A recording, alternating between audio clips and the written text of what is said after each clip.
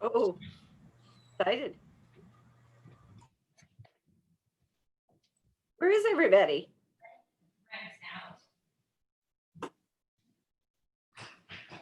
Happy Friday.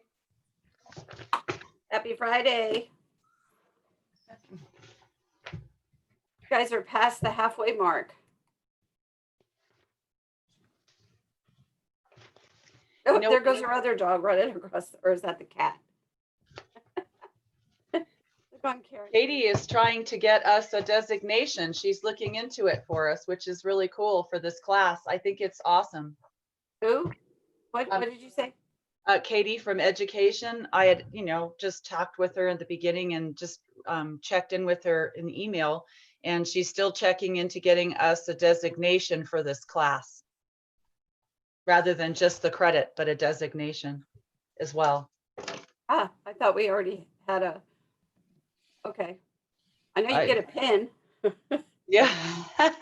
Yeah, designations are not easy to come by with NAR because they're so well managed, but that would be great.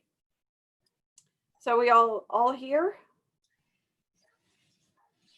So I'm going to ask you, if you're not speaking, to please mute your mics. Just a little, because it gets feedback for everybody else.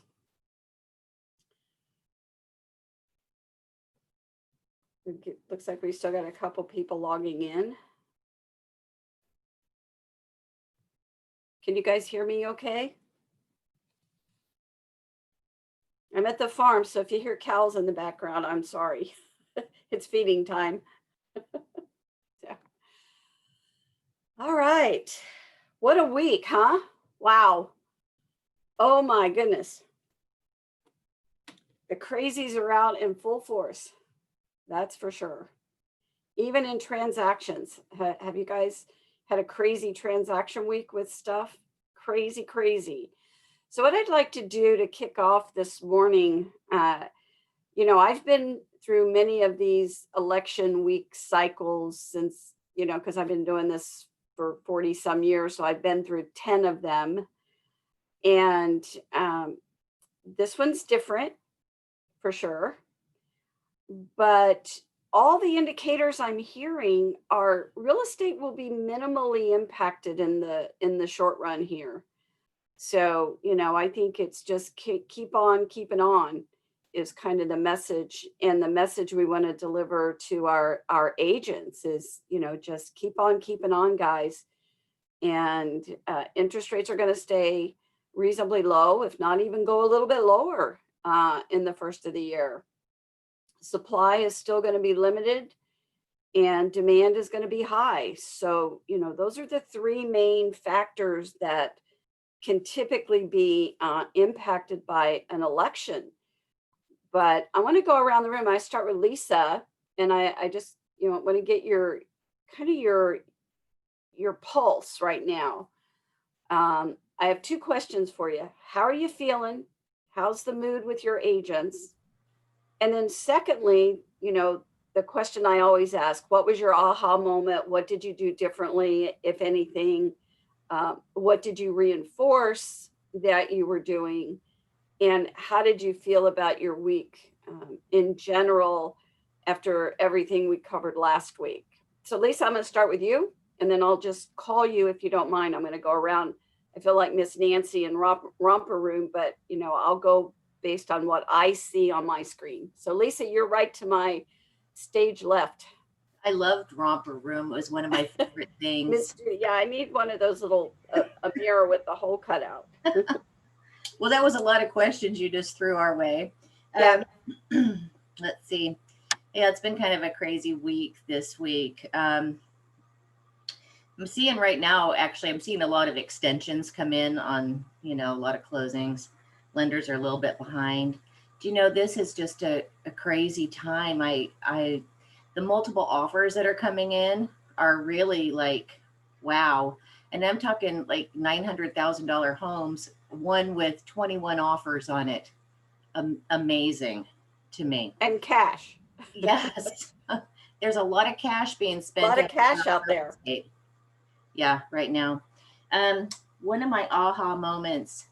I just have to say, Deborah, that each week I pick up a little something new and I put it into action in my office. And it can be just a small thing about, yesterday, not yesterday, but last week, the aha moment for me was I've been doing this 24 years, and you said, the seller's property disclosure is actually a transaction document, not a listing document. And it really makes sense. And I put that into play with my office. I had some chats with some of my agents and, explaining, well, I'm not going to require it in SkySlope as a listing, but I am going to require it, of course, in the transaction as always. But this is why. And I explained, not very often anymore do we have a house on the market for 6 months, but look what can happen within that 6 months. Yeah. You have them fill it out here and we don't, get into You it. never look at it again. Yeah. So that was an aha moment for me. And I'm just finding that it's still busy. My agents are all telling me, well, I will say 3/4 of my agents are telling me, I've had a record year this year. I've had a record year. So Yeah, I'm hearing that a lot. actually. Yeah. And that's all I have. Thank you, Lisa. Karen, how's your week? Well, I was on vacation last week, so I know. you're supposed Don't to rub come it back in. re-energize, with a better attitude. Well, my Monday and Tuesday and Wednesday turned into all being Mondays, so I can't say I have a better attitude. But I don't know what you guys are saying, but there's a lot of for sale by owners out there or limited representations, and the limited representation, you get no back end support from the realtor on the other side whatsoever. You're dealing directly with the sellers. And I have a couple right now that I'm just struggling not to go south because the sellers are saying, they got multiple offers. They chose an offer, another offer came in, higher than the offer they chose, and just a lot of refusal to negotiate and work with the buyers at all on things simply as bad water quality. I mean, they're feeling like they don't have to, and there's no one advising them that they do have to. So, I don't know if you guys are seeing that, but I am seeing that our for sale by owners and our limited representations are, I'm not sure really helping all of us or helping the sellers themselves when they go that route, because there's no one advising them and helping them, and everybody gets bad tastes in their mouths and bad feelings about what's going on. Right. And remember, we can't over help them. That's the word that we used last, because then we, by implication, we become an implied agent, and we don't want to create that. So No, yeah, and I've ignored a lot of text messages and a lot of emails because you can't direct me to write you addendums. Yeah. You can't direct me to tell you what you want to see happen. And it's been, I never ignore that stuff, but it's easier to ignore that and get into a, excuse expression, a pissing match with the seller when it's not in your buyer's best interest. Yeah. So like I said, I'm not sure what you guys are saying, but that's kind of what I'm seeing right now is, this limited representation is I think doing more harm than good right now.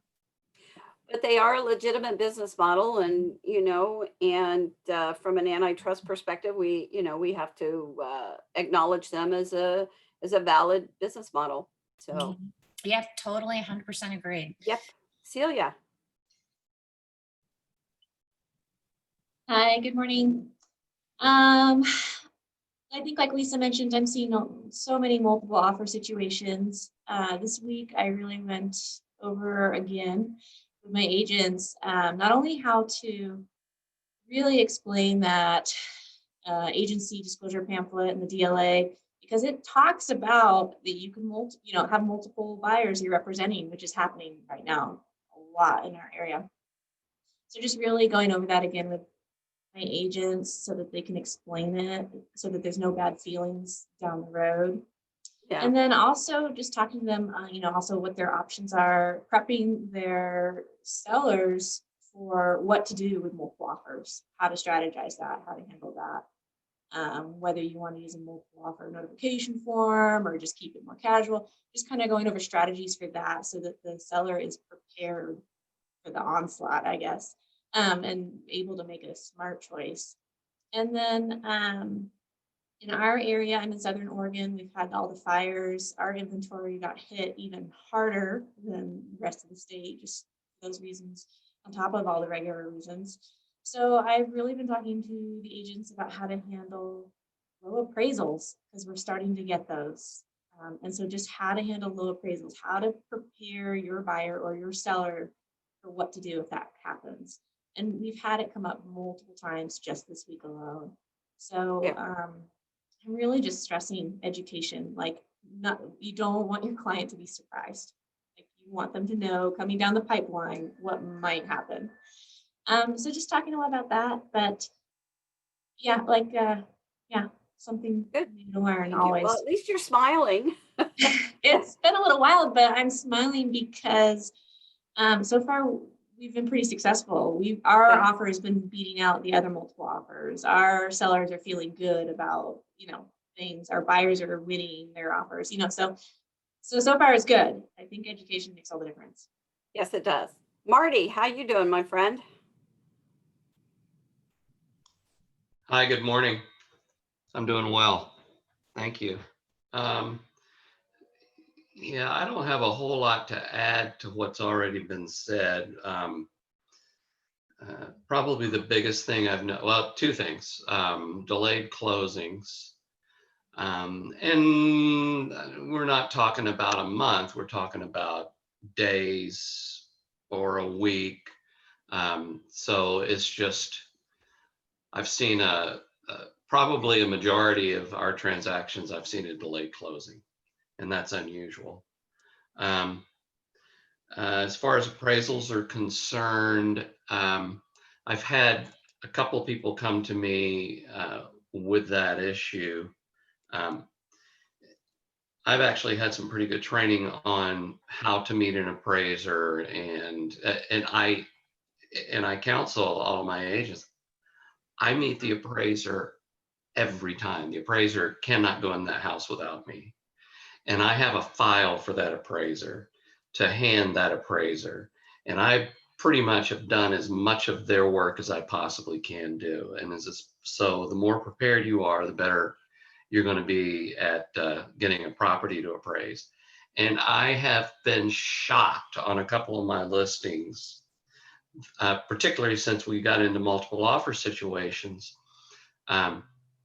that we were able to get a good solid appraisal back on a price. I'm usually not too worried about it, but I've actually been concerned the last couple of times. So just really, first of all, I can't remember who said, I don't remember if it was Lisa or somebody said, just got to make sure that your sellers are educated on what could occur.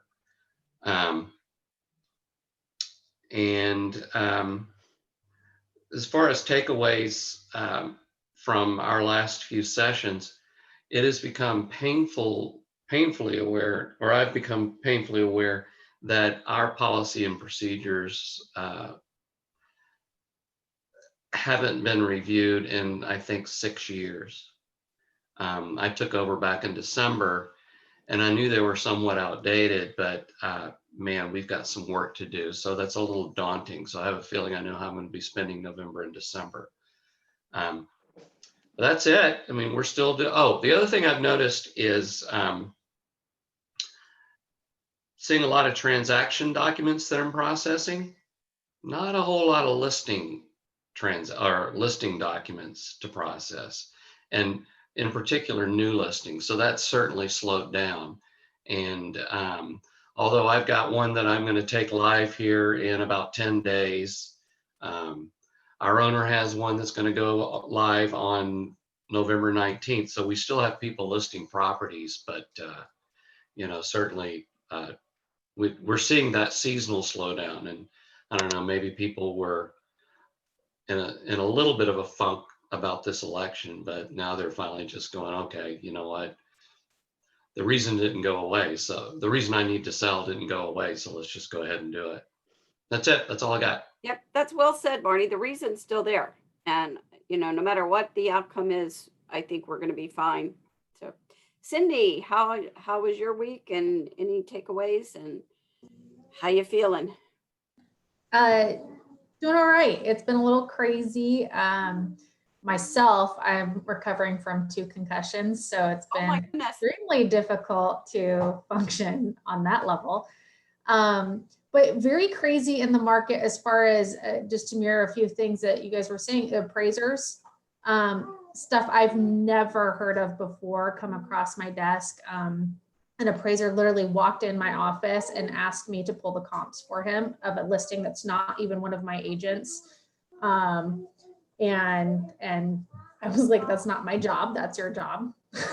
And very old school guy. I don't know, maybe doesn't have a computer, but the what I've seen lately has been concerning, kind of rogue-esque, and the agents themselves coming out of maybe a funk or a matter of, okay, this isn't going away as quick as we thought it was going to be. So how do we readjust? So a lot of counseling, but the key takeaway that really stuck with me last week was the disclosures and how they are, if they're not completed, doesn't necessarily mean that the timeline is paused unless it's agreed upon. I always kind of just assumed like we'd push it back and everybody kind of just went with it, but there was never anything in writing stating that the timeline is being readjusted or anything like that. So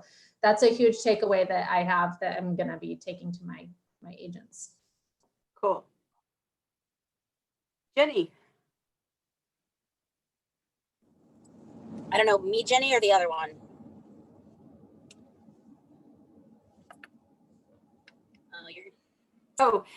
Jenny with a G. Got it.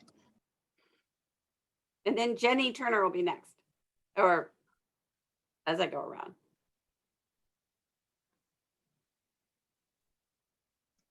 Thanks, Jenny. Yeah, what's happening over here is still there's been a lot of backlog with appraisals. The appraisers are taking, they say 12 to 15 appraisals a day.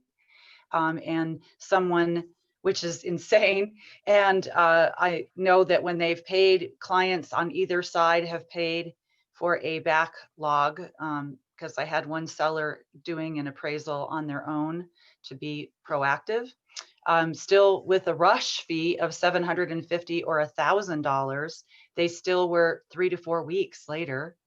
And there is a little bit more activity for sure, still multiple offers, but when a listing is on, it's gone, and it's 0 days or 2 days, at the most 3 to 5 days, with the latest listings in various areas of Central Oregon.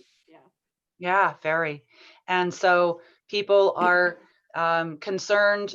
Are people sharing their coming soon listings? Are they keeping it into just franchises and not letting people know? Are they representing both sides? And like you said, it doesn't matter, just keep moving. And as far as takeaways, my big takeaway was with a lot of the procedures I thought that I had been taught, about final walkthroughs, and items, that it's a contingency. It is not, unless it's written in, something that we are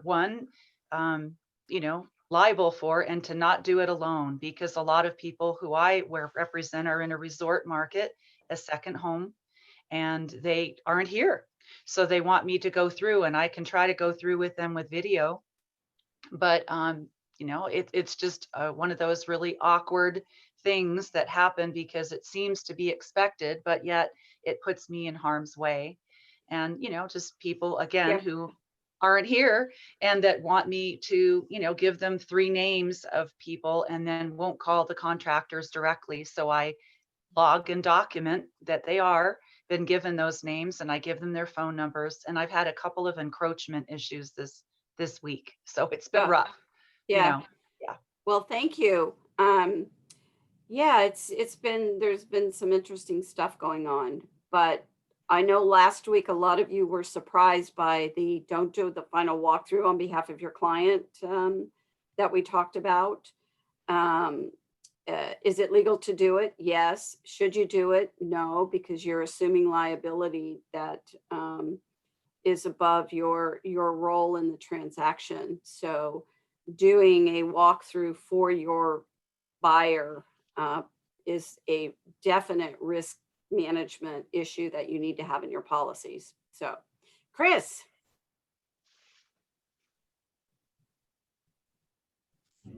You're going to hear a lot of voices in the background. We're at a little 2-bedroom on the beach, so. my Oh, well, good. husband's booming voice is going to come Again. through in a minute. So, That's okay. We're having I've had 5 appraisal waivers in the last 7 transactions just this week, which then moved close of escrow up. Opposite issue, right? 18 days early turns into a hallelujah on one end and a hold up. Let's make sure we've got everything together. So I think my big takeaway was that agency, we needed to regroup. In fact, I had a meeting on Thursday evening with everyone to regroup on our 3-page agency. And yeah, so at this Good. point, they've always given them, but I think there was, and I'm going to own it. I've been guilty of it too. I've discussed it. So we did a whole lot of role playing of how we discussed that. So I'm going Awesome. to own that came from the top down. And so, and if anyone needs to report me, no, thank you. So thank you. Farewell. Good. Well, I hope you're enjoying the beach. Bob, how was your week? Good morning. Good week. Strange. It seems like somebody else said this, there's stuff to take out of every week and then things start becoming magnified. So during this week, I had an agent that had a deal fall through due to the home inspection and then kind of push back on wanting to redo the property disclosure. I'm like, well, now you know. And at first they're like, well, but the owner doesn't know, I know. Well, if you know, the owner knows. I'm like, well, now the owner knows. So that was interesting. And then the other one was, so we do everything's going to digital signatures.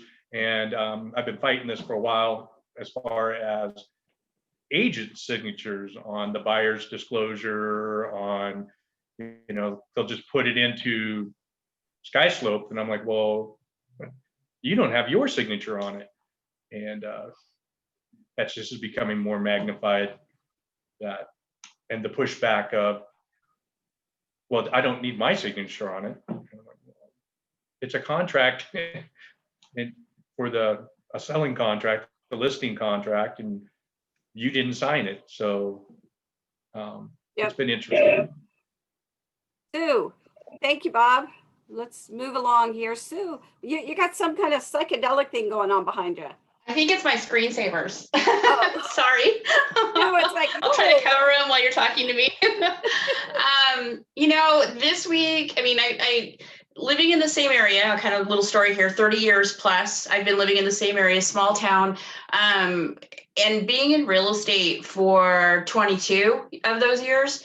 And I really had an expectation that there was going to be a little bit of a slowdown this past week, and coming into this, election and everything, and it was almost frenzy-like around here. As far as it's not about people moving away from here; it's about people wanting to come here. And I deal in a lot of land listings, small and large. And it was almost, like I said, frenzy-like. The phone calls, the emails, and people were, positive attitude, but they're just wanting to get here as quick as they possibly can. And so, and the buyers are stronger than ever. They are prepared, and they basically are ready to make things happen. And that's really great.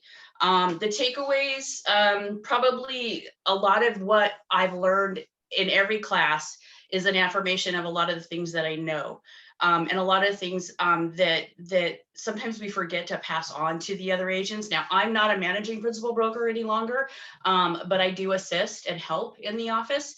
And so what I'm doing is passing that information on to my now principal broker and some of the other agents. And sometimes we forget to do that. Sometimes we think, we know it, so they must know it. And so I really like that, reminder of that. Importance and knowledge on these forms that we're using, and the fact that we're not supposed to get super creative in our writing. That was the huge one from this past week. And then the fact that policies and procedures basically comes out of my mouth almost in every conversation. That's great. Catherine, how's the world of property management? Oh, let me think. Well, we do both. So I'm primarily in sales, but our management, for our company personally, we haven't seen a lot of the COVID defaults that have dominated the news headlines. So that's been an interesting thing. I think that might have to do with quality of units and price point. And then I do think that, that has gained some traction in some buildings in particular, where like all the tenants decide to hold the owner and the property management hostage for this free rent. I have heard of some of that going on. But this was a frenetic year. Last week, or this, since we last met, nothing really, strikes me as different. It's just another day in the life of real estate, and the sales side has been particularly busy. We've had a bunch of closings in the last 7 to 10 days. Characteristic problems with people turning in their paperwork late, having to double check procedure in both states, that sort of stuff. And all the takeaways from this class are, hugely beneficial. So I always do a little summary of like, here's what I learned in Principal Broker Academy this week, and send it out to the other brokers that work under our Oh, that's a great idea. Mm-hmm. Like, these are the takeaways. This is what you need to be doing. And as a result, I was already working on some of this myself anyway, but the way to hold them accountable about their paperwork and SkySlope is to hold myself accountable. And so I have some time blocking set up where I'm consistently getting into SkySlope at a specific time and checking, and then emailing out through the system. This is what I'm looking for. These, deals are waiting to be paid out. This is what you're missing. And so systems and procedures are helping me, myself, help them rise up too. And we say, help me, help you. Yeah. Lila. Yes. Thank you, Catherine. Well, I'm still working on the policies and procedures manual, because every time we meet, I've always got, 3 or 4 different things that I discovered that, I need to get in there. So that's really kind of been my focus, and pretty much what everybody else has said. Just, the final walkthrough is like an aha moment. The seller disclosures, the fact that they need to be updated and not just filled out once and then forgotten about, those types of things. Good. Kim, are you at the coast? I was. This was my room. I was at Rockaway Beach. It's a background. Yeah, I was at Rockaway Beach. So needless to say, I other than attending my meetings, I kind of checked out a little bit. But good week to do that. Yes. Some of the aha moments, I'm still trying to figure out. I understand the liability of the final walkthrough, but I'm the first one that the client calls and asks for help on, the seller left this place as a mess, I take a lot of pride in, you could also call this being an overhelper, but, being 10 steps ahead of a client to just alleviate those issues even before it becomes one. So those are, I'm still trying to. And again, those walkthroughs, guys, they're legal to do. You can do them, but you have to look at the risk that you take in doing them. Managing risk, that's what we talked about. And that's an activity where you have significant risk if something that you miss, You know, I've seen agents get sued because one, over missing something in the walkthrough that they were doing for a client. So, because you're their eyes and ears, but you're not their decision maker in that walkthrough. Well, and in my situation, why I do the walkthroughs is when I first started, I didn't do the walkthrough, and then next thing I know, I'm being sued because For not doing one. No, it wasn't even not doing it, but when they got there was wine stains all over the carpet, and there was just a lot of stuff, and if I could have, I don't know, I may have been sued anyways, but you know, it's just how do you make yourself risk tolerant, and I don't know, Provide I'm really, service.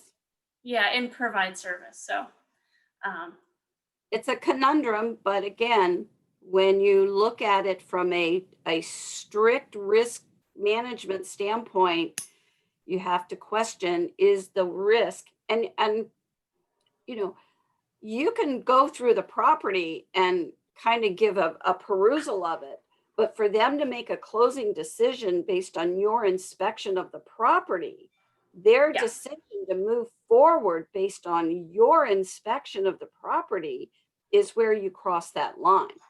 But if Okay. you walk through and said, oh, by the way, there's wine on the floor, are you okay with that? That's different than, okay, you're clear to close based on my inspection of the property. See the difference? Yes, and you know, I do the walkthrough after the close and before I hand over the keys. So it's already closed. But thank you for that. I'm more, my memory works better with examples. So thank you. Yep. Peter, how are you? Thank God it's Friday, everyone. So yeah, it's been a little slower, and we've got the closing delays problem. So I'm optimistic. I don't think it's going to be a dark winter. So we do have super low inventory as a problem, and I'm seeing more notifications of price drops. So I don't know if it's the season or if, you know, there is some stuff out there that's very high, priced very high. So I'm anticipating that a lot of people now with, you know, if we have the big change in the presidency, they'll probably reconsider selling and trying to cash out. You know, it could be a bubble. Yep.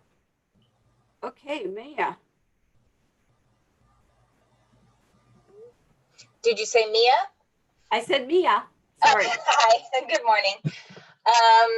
Yeah, so for me, it's been super busy. I've been changing brokerages. And so doing all of that paperwork, trying to learn Sky Slope. So lots of there, and also taking my first listing at the new brokerage, while also trying to interview agents to join the team I'm creating there. So very, very busy this week. And then I've seen kind of a bunch of extensions coming through, delays with closings on new construction, because we're finding that as a result of the fires, there's a huge demand for not only contractors, but also the basic raw material, lumber and everything right now. The prices are just skyrocketing. And so we're seeing that trickle down effect. And so we just had one that they've had to push their closing out another month because they're just not able to get the home finished with the demand that's out there as a result. So it's been very interesting. Kelly. Hello. Hi, we hear you. You can hear me? Okay. Yeah, just crazy busy. It's hard to fit in these classes right now with how busy all of the agents are and our book of business, and then the class pre-work. I just have not had time. So I've got to catch up and do all of that at once, I think.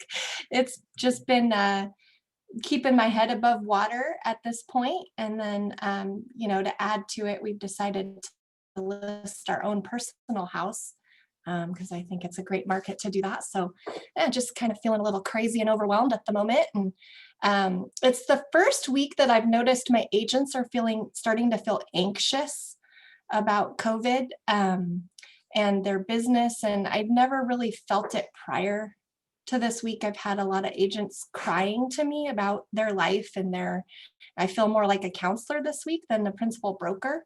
I don't know if anyone else is feeling that, but that's been my main week. Anita. Good morning. Great information from everyone. Thank you for sharing. It really does help.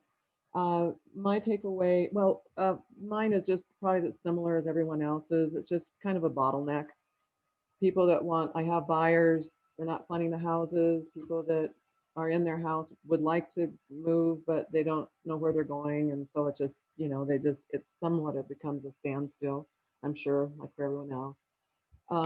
But I think my big takeaway is just the reiteration of the unauthorized practice of law, and then especially like the post-closing also, like watch out, we're not in that agency relationship anymore, and just being really careful about all of that. And the walkthrough part, just remembering that has to be, if that is going to be a contingency to the closing, I think that, that it has to be written into the contract.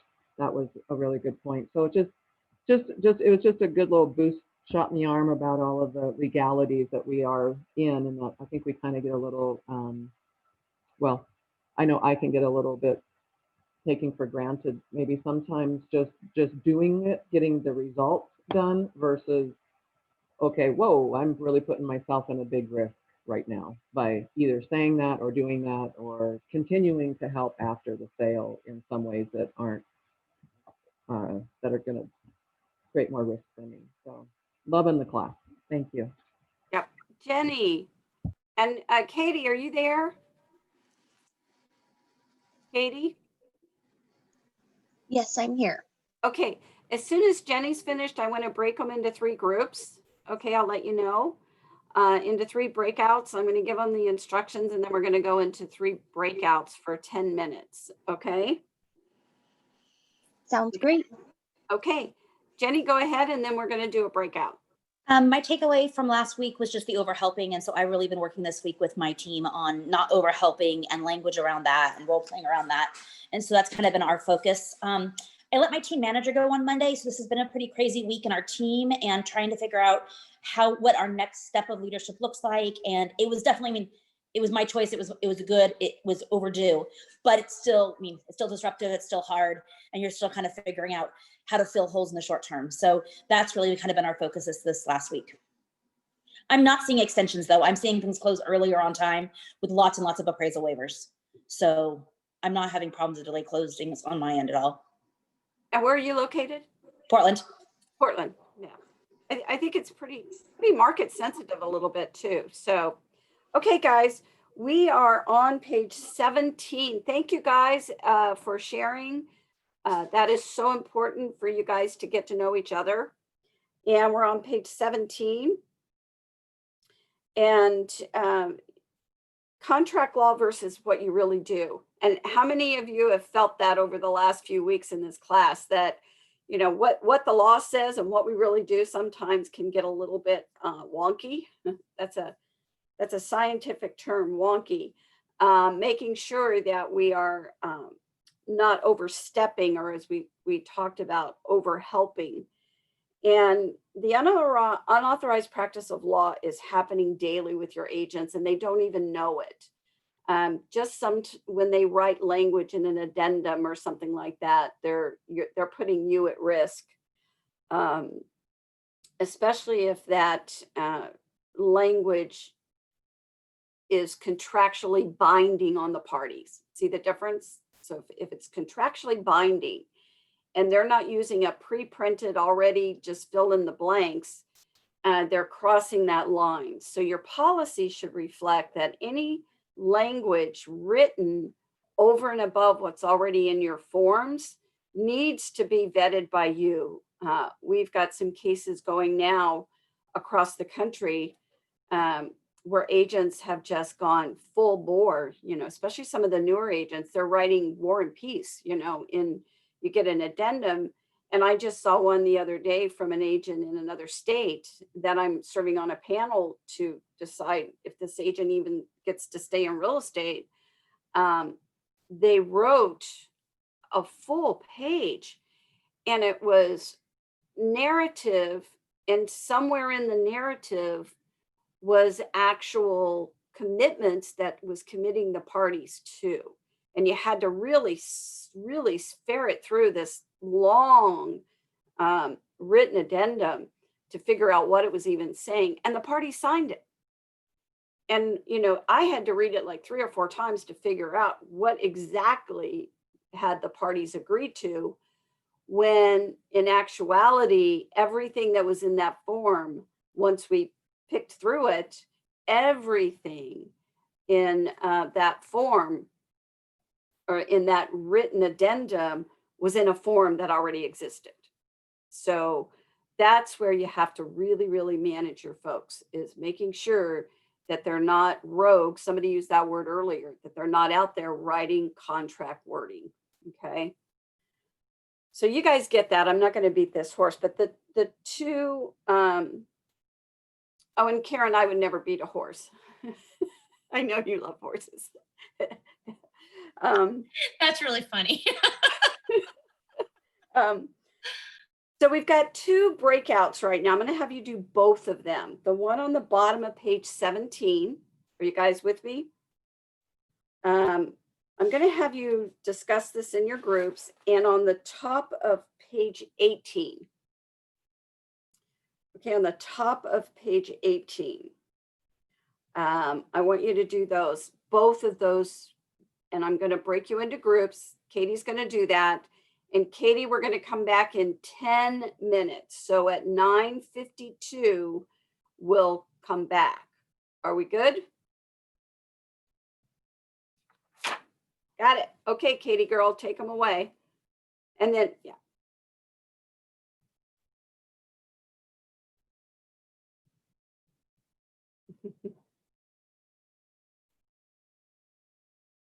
Most time, effort, has the most risk of things going wrong. So we really focused on that one. That's a good one. Yeah, the timelines and the inspections and repairs and basically renegotiating oftentimes the contract. So yep. Anything else to add to that? What other pain points? That was really the one that we focused on talking about. That's the one you focused on. Any words of wisdom or hints to the group about how to deal with it? Guys, just a lot about expectations and about, especially right now with contractors being really busy, and it's not going to be realistic to get repairs done in a timely manner in the way the buyer wants them done. And then also, you know, sellers just aren't motivated right now. They have lots of offers on their property. They aren't going to do 38 repairs for you little buyers. So just setting expectations on all sides with our agents, with our sellers, with our client, with our buyers on what that process is going to look like. Yeah. Great. Okay, group 1, what did you have on this one? Who was group 1? Sue, you want to go ahead? You were group 1. Okay.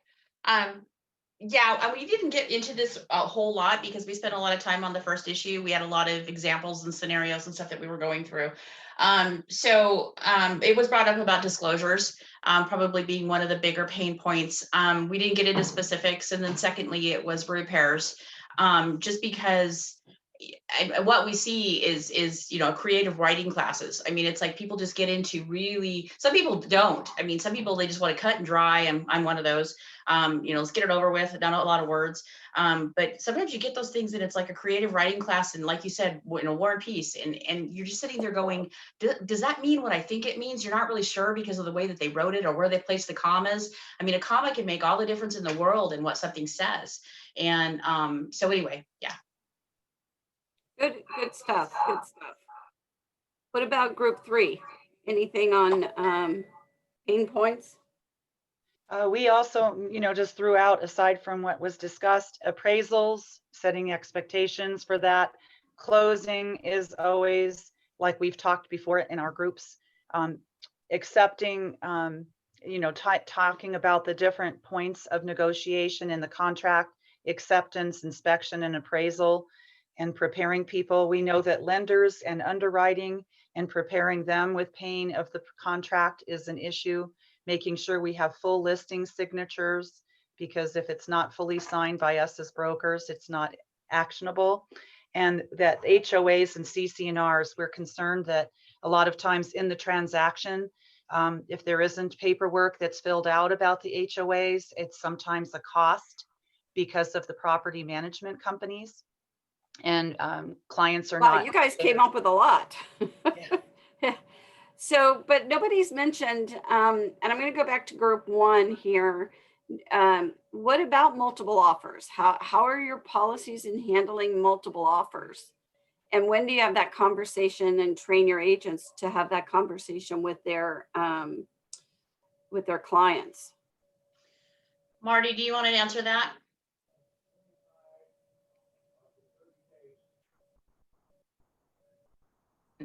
Is he not answering? He's not muted. There you go. I couldn't find my mute button.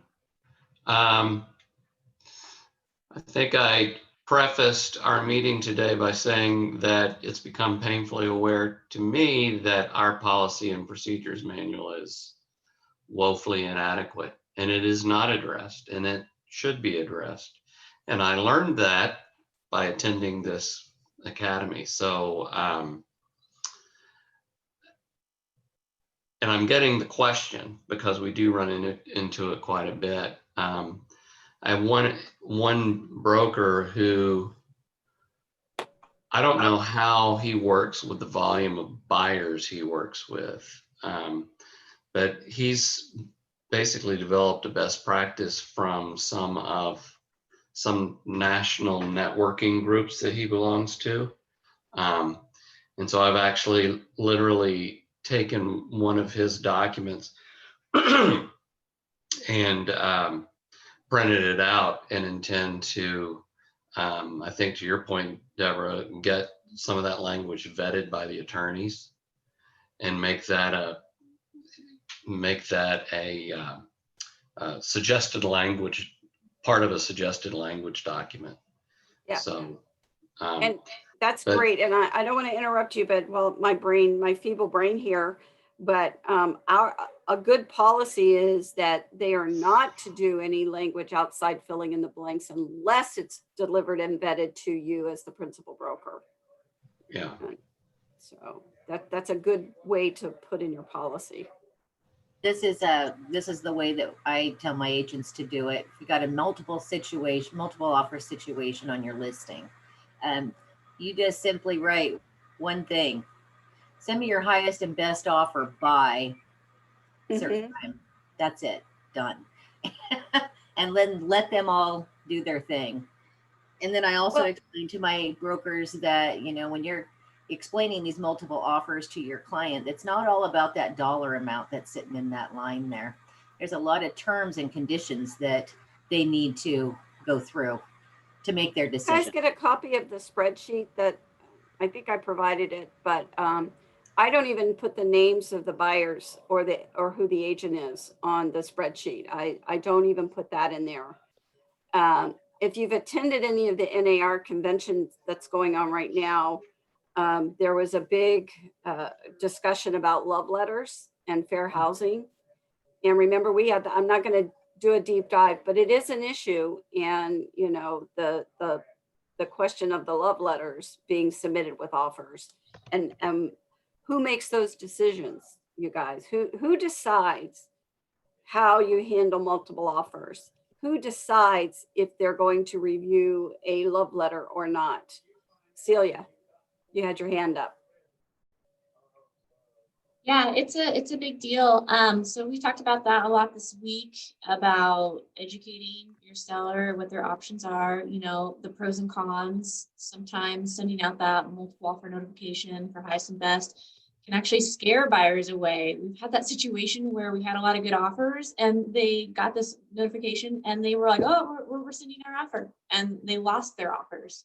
So kind of warning the sellers that you might get a really good high invest, but you might lose something too. Presenting all those offers really quickly in a timely manner and then reviewing them with your seller. And we always talk about what is the motivation, what was your why for selling, and coming back around to that. This offer might have a big dollar sign, but it's going to take months. And you said it was important to you to move quickly. So this offer is not as much, but it could be done in a week. Really reviewing that and letting them, because, it's confusing to read those contracts. So kind of giving them bullet points a little bit too. But then also letting them know up front, this is what a love letter is, and you might have some with your offers. Here's the possible pitfalls of those, is you might accidentally kind of fall into some fair housing things, and it might become an emotional decision. Do you want to see those love letters? Like, do you feel comfortable looking at those, or do you want to not see them? Kind of, we put it on the seller, and we say, we will do what you want. Here are your options. It is your choice. A lot of brokers of pain points have said in this area that they won't do, and I don't know what your policies are, all of you as managing principal brokers, regarding any escalation clauses. They just won't deal with it anymore. And I don't know, other than, like you said, just that you're going to get your highest and best, and this is the deadline, please submit your pre-approval. Can you put on there no escalations? I agree with Lisa. I'm not personally a fan of escalation clauses, never have been. I know there are people who use them and use them successfully, but personally, I've never been a fan of them. But it's it's how you want to train your agents. So, all right, guys, anything to add to that? Okay. I'm going to skip through these couple of, let's go to page 20.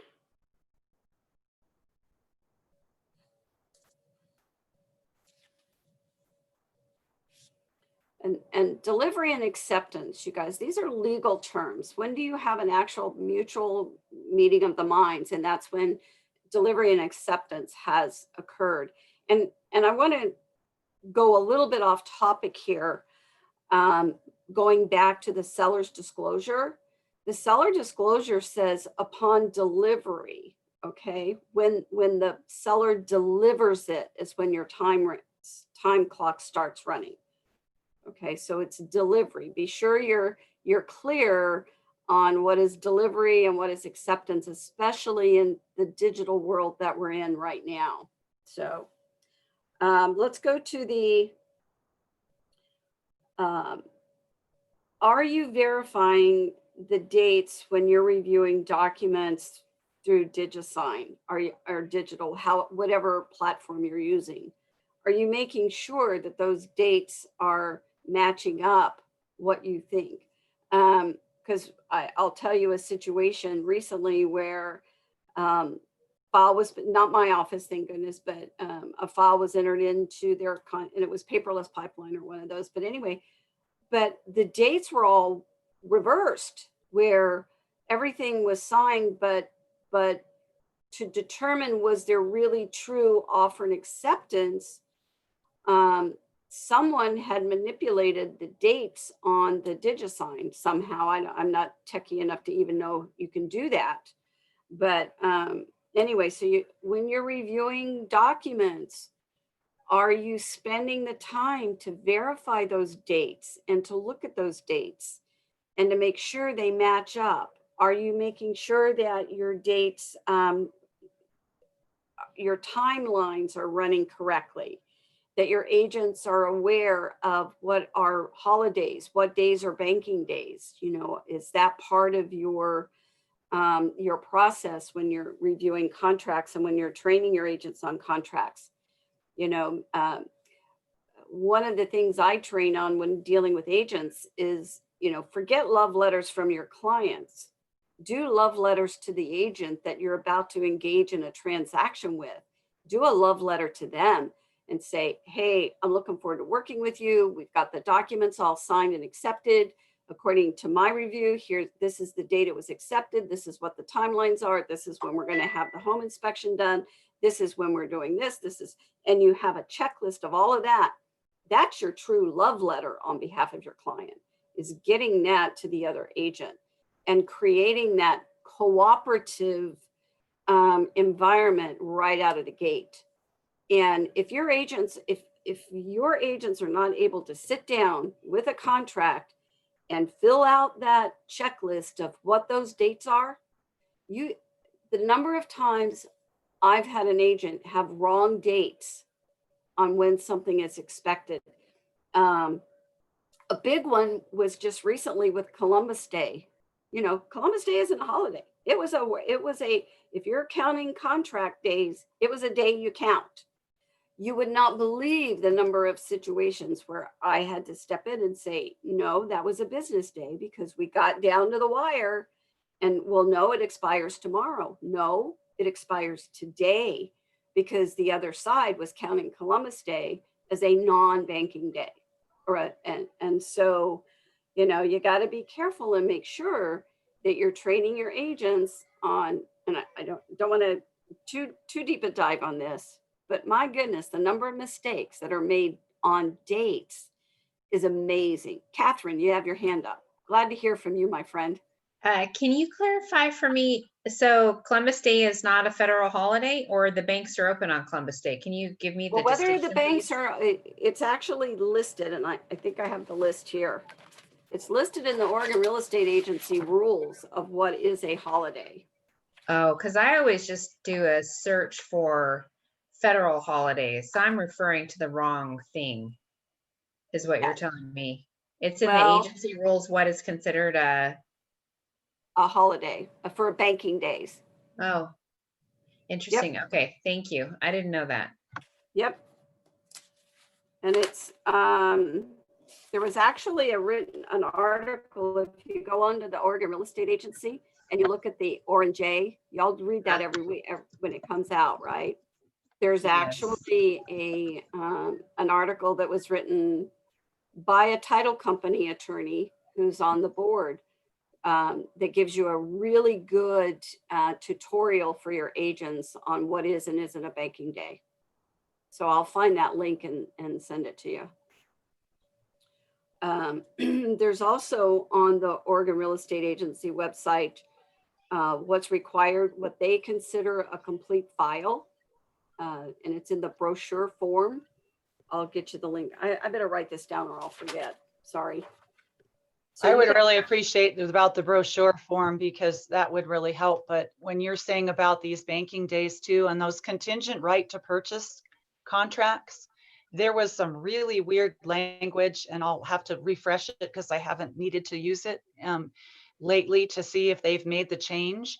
But even over the Christmas holidays, they just looked at calendar days. They didn't look at business or banking days at all. It was based on, you know, calendar days. And it was really confusing. It happened where the closing was going to happen and people were going to have to move out during the holiday. And it was a really big deal. So you're right about the dates. And the other thing about the forms is the right check form. When I just went through this thing and I called our Jeremy Lucas and legal, because there was something going on with the, agreement to occupy after closing. He said that, the brokers were using the wrong checkbox at the top of the form where it says, is this an addendum to the agreement, the seller's counter, other, and it should have been other, and that it will make it legally not count if it isn't really checked in the right checkbox at the top of the document. Good, thank you for that. Wow. Yeah, blew my mind. I will, let's see, what am I promising? The brochure, the link to the brochure, the banking days article, and my spreadsheet. I promise you guys I'll get those to you through Katie, okay? Good. Okay. It may be a little off topic here, but I searched all through Oregon Real Estate Agency last night, or the Association of Realtors, trying to look for guidance on if you have a seller that was exposed to COVID at work, how long do you stop showings for? Does anybody know? We said 14 days. That was our policy that because we actually had that happen where we had a seller that tested positive for COVID. And we did a 14-day no showings. The agent could have no contact because that tended to be sort of the COVID CDC timeframes that were acceptable. And we basically, that seller's property was off the market, and it said in MLS off the market due to COVID. And the seller provided, fortunately, we had a seller who was just totally cooperative and wanted to do the right thing and didn't want to expose anybody. And then they provided a positive or a negative test. And then we put the property back on the market.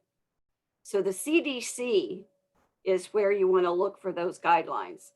And sometimes it's just good common sense, really. So, but 14 days, and I haven't been able to find that in writing anywhere either, other than that seems to be sort of the quarantine CDC the air flights, you know, they were quarantining for 14 days. So we just didn't pull that number out of the air, but it seemed to be a reasonable number to provide appropriate precautions and protocols. Make sense? But I agree, I couldn't find anything either. And I even had Brian search for it, so. Yeah, he's a pharmacist, and he said he only is required to be off work for 7 days in quarantine. So then I thought, well, maybe I'm off. I thought it was 14, and so that's helpful. We'll just stick with 14. That seems to cover it. That was what we decided. Just, you know, my thought is err on the side of caution, especially now that we're going into winter, and you know, the people a lot smarter than me on all this. You know, they're saying we could have another, what do they call it, surge. And so I think we just have to be super vigilant and have protocols in place and read what the CDC is saying on a regular basis. I know OAR has been fantastic about posting updated information and links to that information. But good question, not off topic, because, you know, it's that is a very relevant topic right now. So the postal rule, that doesn't mean you go postal, but I want you guys to read this because this is important if you're in a court of law and in litigation. And an offer is deemed physically delivered at the time you place the signed accepted seller in the hands of the U.S. Post Office. Okay, so once you've given it to them, that's when legally it's considered delivered. Mutual agreement. Here we get into some quicksand on this one, where one party thinks they have an agreement and it hasn't been delivered to the other party, and another offer comes in. And how many of you have experienced that, where you've got seller thinks that the buyer the buyer thinks they have an accepted offer because of conversation, but in the meantime, no offer's been delivered and accepted. So another offer came in and you had a whole mess. Okay. Making sure that you're training your agents on not double selling a property. Have you had that happen? Yeah, I know Mia's seen it in the title world. We just had a situation that I was on a panel, and the agent thought that the first contract had been terminated, had the seller accept another offer, and the first offer had not been contractually and legally agreed to be terminated. And we had a double, not we, but there ended up being a seller who sold the house, had enforceable contract to two people. So make sure your agents are clear. I see Mia nodding her head in title. I'm sure you've seen this where that's happened before. Have you have anything to share on that? And Mia? Well, we, even in the last 6 months as the reviewing broker, we had a couple situations where, you know, they had signed termination, but it wasn't fully signed. We got into a situation where they were like, oh, okay, well, we'll move forward. The buyers had decided to go ahead and move forward, you know, like the contingent right to purchase situation. And so they went ahead and elected to move forward, removing their contingency. They were in a position to do so. But the buyer thought, well, I gave them notice. And so they turned around and signed, accepted the other offer that had come in. So then now we have two accepted offers. Yeah, and we had a seller's agent actually inform the buyer's agent on the first, oh, well, we want to go with this second one because it's $30,000 more than your offer. So we really want to go with, right? I was like, oh, new agent, like second or third deal. I was like, no. We don't ever disclose terms of anything. And that one ended up being a big mess. And then thankfully for us in that scenario, that first buyer ended up not being able to perform, and we were able to go. I was like, no, you can't accept that other offer. You need to put that other offer in backup. This other first position offer gets to, you know, try to work its way through, and then if that does fall apart for some reason, then you can bump, you know, move that backup offer up. But there was a lot of addenda paperwork to reconfigure that whole situation to fix that up. So a couple different times. So yeah, it can be a mess. The other thing is counter offers. If somebody tries to get fancy with counter offers, God help us, you know, because you just never know when someone is going to accept that and deliver it, and then that you can't sell the house twice, you know. So, you know, I've had people think when I was in the process of training and I was considering hiring someone, and I asked that question and they said, oh yeah, put this counter offer out there and then put this one over to this person. And I went, oh, yeah. Oh, yeah, not a good strategy. Yeah, I had a seller's agent send out, they had 3 backup offers. I was like, wait, what? How do you have 3? Like, do you have, and do they know that, well, this is first backup offer, second backup offer, third backup offer? No. They all were backup offer. Yeah, no. And then the other situation, we had a buyer's agent writing multiple offers for a buyer because, oh, well, it's such a crazy market and there's all these multi offers. So we're throwing out, we have 3 buyer's offers out right now. And I said, what happens if they all get upset? Oh, well, we'll just cancel the ones we don't want. So I've seen that actually quite a bit. So these were all things I was working on trying to help educate and train, like, no, yeah, you can't do that's that. a big one. I've seen that a couple times where agents, and it was even one of mine, and I had to, you know, give a little education there, that they sent out 3 offers on behalf of a buyer on 3 different properties. And we had a mess because 2 of them actually got accepted. So, and you know, and remember we said, what are the things that you lose sleep over the very first day we met? That's one of them for me, is the agents out there doing this kind of behavior that our policy says they will not do, but you know, they forget or they haven't read it. But we had a mess, but we did get it cleaned up agreeably. But now, can a buyer, okay, here was the agent's excuse. Well, the buyer told me to do it that way. Okay, well, that's all fine and good, but is your buyer prepared to maybe buy 2 properties? And so I had to have the buyer come in, and had the buyer's attorney, I said, if you're going to use this negotiating strategy, you need to have your attorney give us language that we can put in your offers that says this offer is contingent upon the buyer's final approval, because the buyer has put out multiple offers.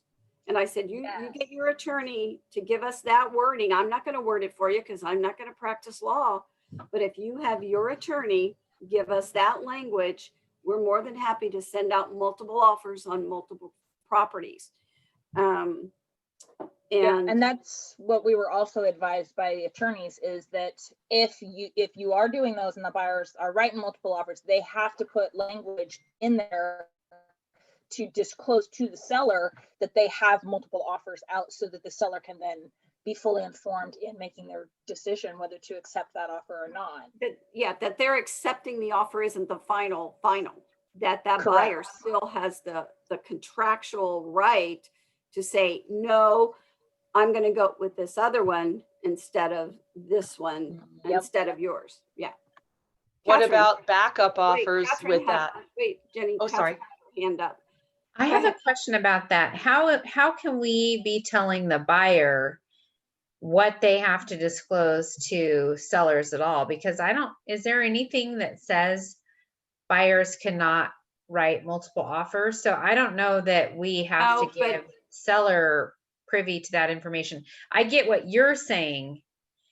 I don't really buy into the idea that we have to tell the seller that a buyer is writing multiple offers, or that they have any right to that information. I feel like that's confidential. Well, what we're saying is to protect the buyer. They're saying to the seller, I have final approval of your acceptance of this offer because I have, and we want their attorneys to tell them that, not us. That part I get. Yeah.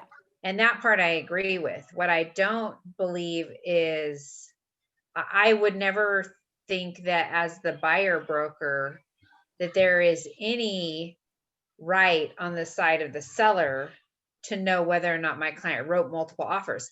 Your paperwork might say, so the subject to final approval of my buyer, but I don't believe that the seller has any right to know that the buyer's written multiple offers. I don't know that that's a disclosure issue. I feel like that's actually a confidential piece of information.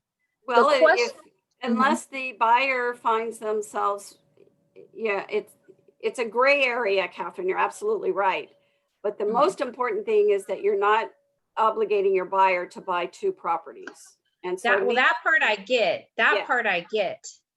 But what I'm saying I don't actually agree with is that the seller has any right to information about what the purchaser has done otherwise, excepting for what's on your contract that you've presented.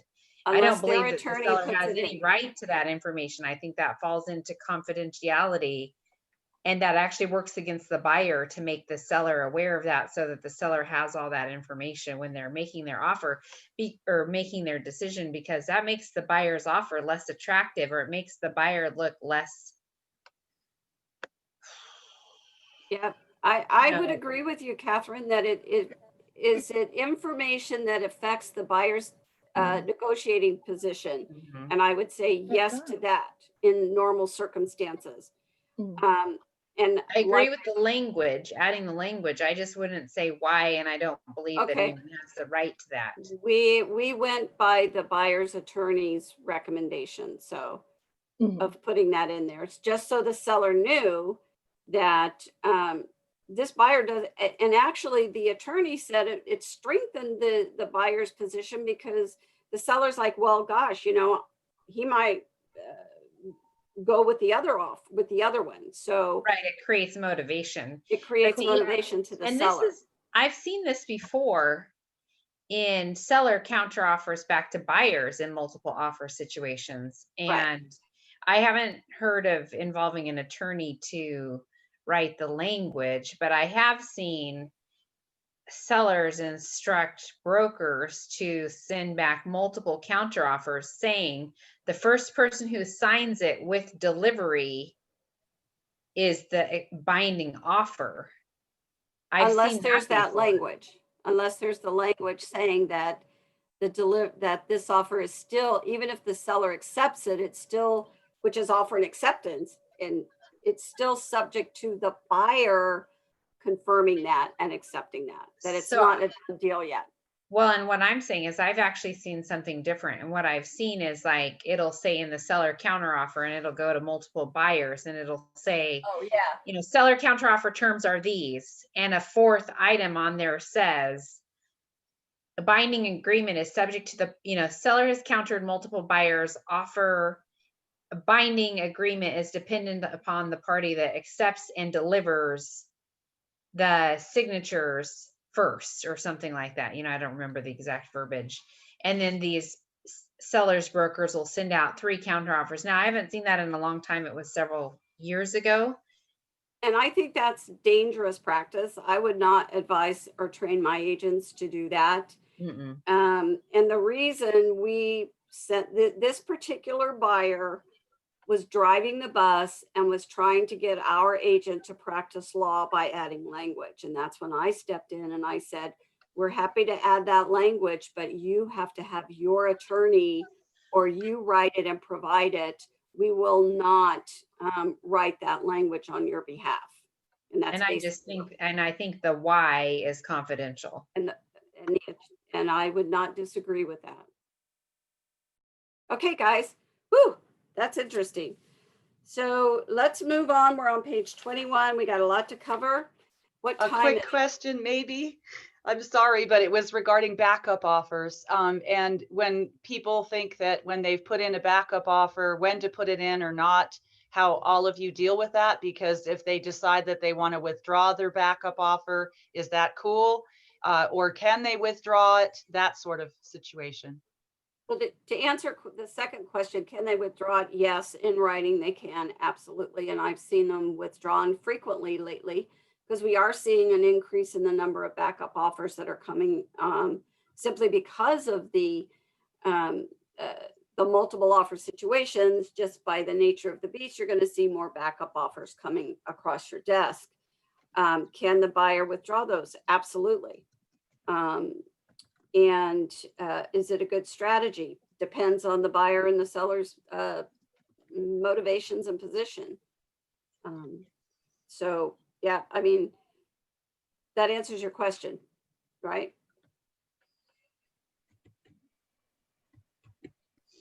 I guess I see a lot of people don't know when it is a good strategy to do it because they feel then I know that they can withdraw, but they feel that they don't want, either the seller doesn't want to have it because then they have to go to that offer next, or the buyer doesn't want to be there next because they're going to some other offer and they don't want to be in the situation we just discussed.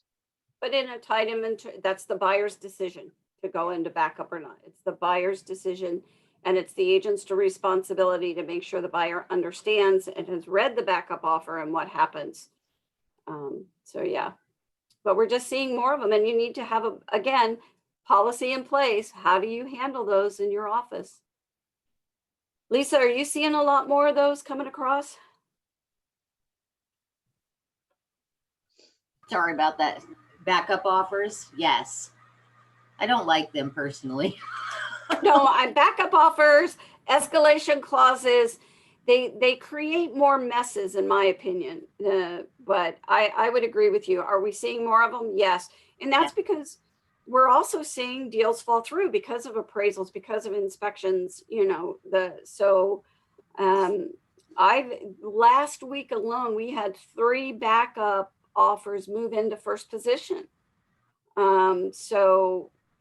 Is it the buyers are more inclined to go into backup right now because of the inventory being so low, and they're scrambling and they're up against all these other offers, and so it's like, okay, I'll go into backup, and but I'm still going to keep looking, and because I know, okay, I can withdraw my backup offer on there. So, and just so you guys know, managing, for compliance standpoint, a backup offer is actually an accepted offer with a contingency of the backup. So make sure you're treating those as signed and agreed upon transactions and opening up a SkySlope file, you know, for backup offers. Just an aside. How do you like to do, or is there a consensus on a backup offer? The house is sold, backup offer. Do you send something to the other agent and say, hey, we're closing on this one, that's dead? Are there forms that anybody's using, or how, or do we use a termination agreement because it is a terminatable contract. And if I have a contract that's contingent upon it being a backup, we're just going to use a termination agreement saying this is now terminated, and all parties sign. So keep it simple. What I've done too is, sometimes if they have a closing deadline and they give it open until that particular time, or I send a copy of the closed file, but I'm letting them know as it comes closer to their deadline, whether or not, if they've asked me to inform them and the seller agrees, then I can give them specific we're getting ready for closing. Are you still interested? And then they can do a termination one. But I just definitely put that in a writing that it's over and done, and send them the listing or let them know. Okay, awesome. All right, guys, we're going to do another breakout. We're going to, and then take a break. What time is it? It's 10:40. I'm going to put you into breakouts, and we're on page 21 and page 22. I want you to do both of these in your breakout. It is 10:40, so let's come back at 10:50. Okay. Katie, are you there? Woo! Yes, I'm here. We're going to do 3 breakouts again, random. I don't want the same people always in the same groups, okay? And we're going to do the case studies on page 21 and 22. Okay? See you guys in a minute.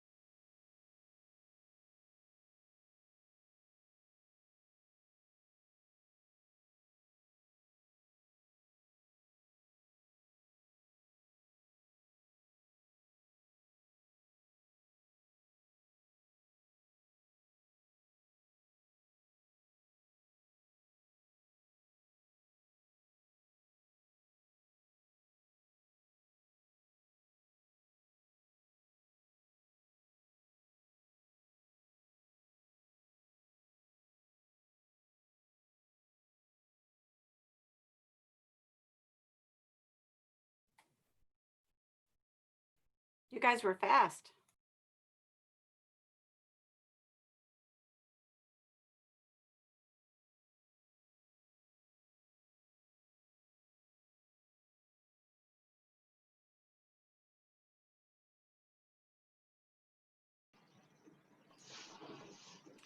I don't know if you guys have noticed, but for the second half of this, most of our work, the rest of the day is going to be case studies, putting into application what we've learned. So get ready, because we're gonna rocket through several case studies.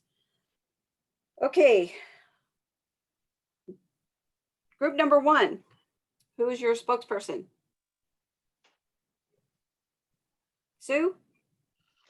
I wasn't designated, so, and I really wasn't talking. Does somebody else want to talk, or? Who's Lisa, in go group 1? for it. Lisa, unmute. Okay, if I must, I have to, I guess. Yes, go ahead. What? Is this like one of your worst nightmares? This actually happened. Yeah. How many of us have had it happen? Yep.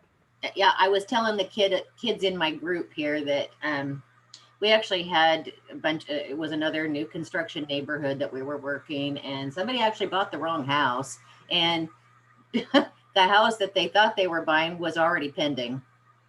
And it was actually when they got to inspection, it's pretty much this thing right here that they found out, whoops, that's not the house we bought. Yeah, it was pretty ugly. I had an agent who was just absolutely devastated that she had let that happen. And I have to say that it worked out, because the buyers, they said, well, you know what? We actually like this other house better. So it worked out for us, but that could have been an absolute nightmare for the builder, the agent, the brokerage, everybody. So we were lucky, but I just want to say it does happen. And as I brought to the attention of my group in the state of Oregon, all properties are sold by legal description. So make sure you're looking at the right property and you got the right legal description. Yeah, Always. absolutely. Group 2, who's your spokesperson? And remember, when you go into your groups, go ahead, Mia. Yeah, just like we were saying, and again, I actually had this happen at escrow. We were at the closing table. I always point out when reviewing the title report, here's the tax map, and I've said, oh, and here's the property you're buying. I said, no, it's not. It's the one across the street. And so legal description. If it's in a subdivision, super easy, lot block, there you go. Pull a copy of the list pack from the title company, share that with your client, point it out, make sure. This scenario, I mean, how are we having a resident, the owner or whoever's living there, the occupant, is showing the property, and then, we're having a completely wrong property being sold. So I think the best way is to educate your agents to take the time to review that. Print out the paperwork, don't handwrite stuff. Share I always print off the agent detail and the client detail on every property I show, and I hand them the client detail as we walk into the house. I said, you can write on the back, make your notes, and then that way they have that printed information as well, a handout on each home that we're viewing. So that's another deterring from this kind of situation. So as a reviewing broker, if you were reviewing that paperwork, how would you know? Well, we're going to clearly, my assumption being that if there is an occupant letting them in, that the seller name on that isn't going to match the address. And we always require that the customer service pack be in there, so your names aren't going to match. Right. If you have, so you should be catching that. That's also where we've caught, looking at that, where there's multiple names on the deed, but only one person signing as seller. Well, we need to address where these other people, if other people need to be signing off, and or then are they deceased? Okay, where's our probate? So those are huge things that I always look at. And I'm questioning and I'm pushing back to the agents. What about this? Where are these other people? Why isn't this name matching what you have on your listing contract paperwork and on your sales contract paperwork? Right. Group 3.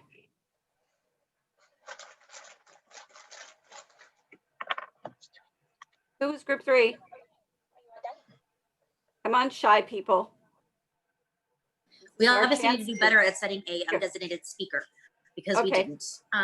But I mean, I don't know, we added anything that hasn't already been covered. I mean, we really just talked about the strength of tax ideas and how that's required. So I don't think we have a lot of additional things, but somebody else can speak up if I missed something. But isn't the message here, the devil's in the details, making sure? Absolutely. Absolutely, absolutely. You know, is that check, double check, triple check your addresses and your numbers, because I mean, I actually had an agent sell the wrong lot. So there wasn't a house. It was just the wrong lot number was transposed. We went all the way through closing.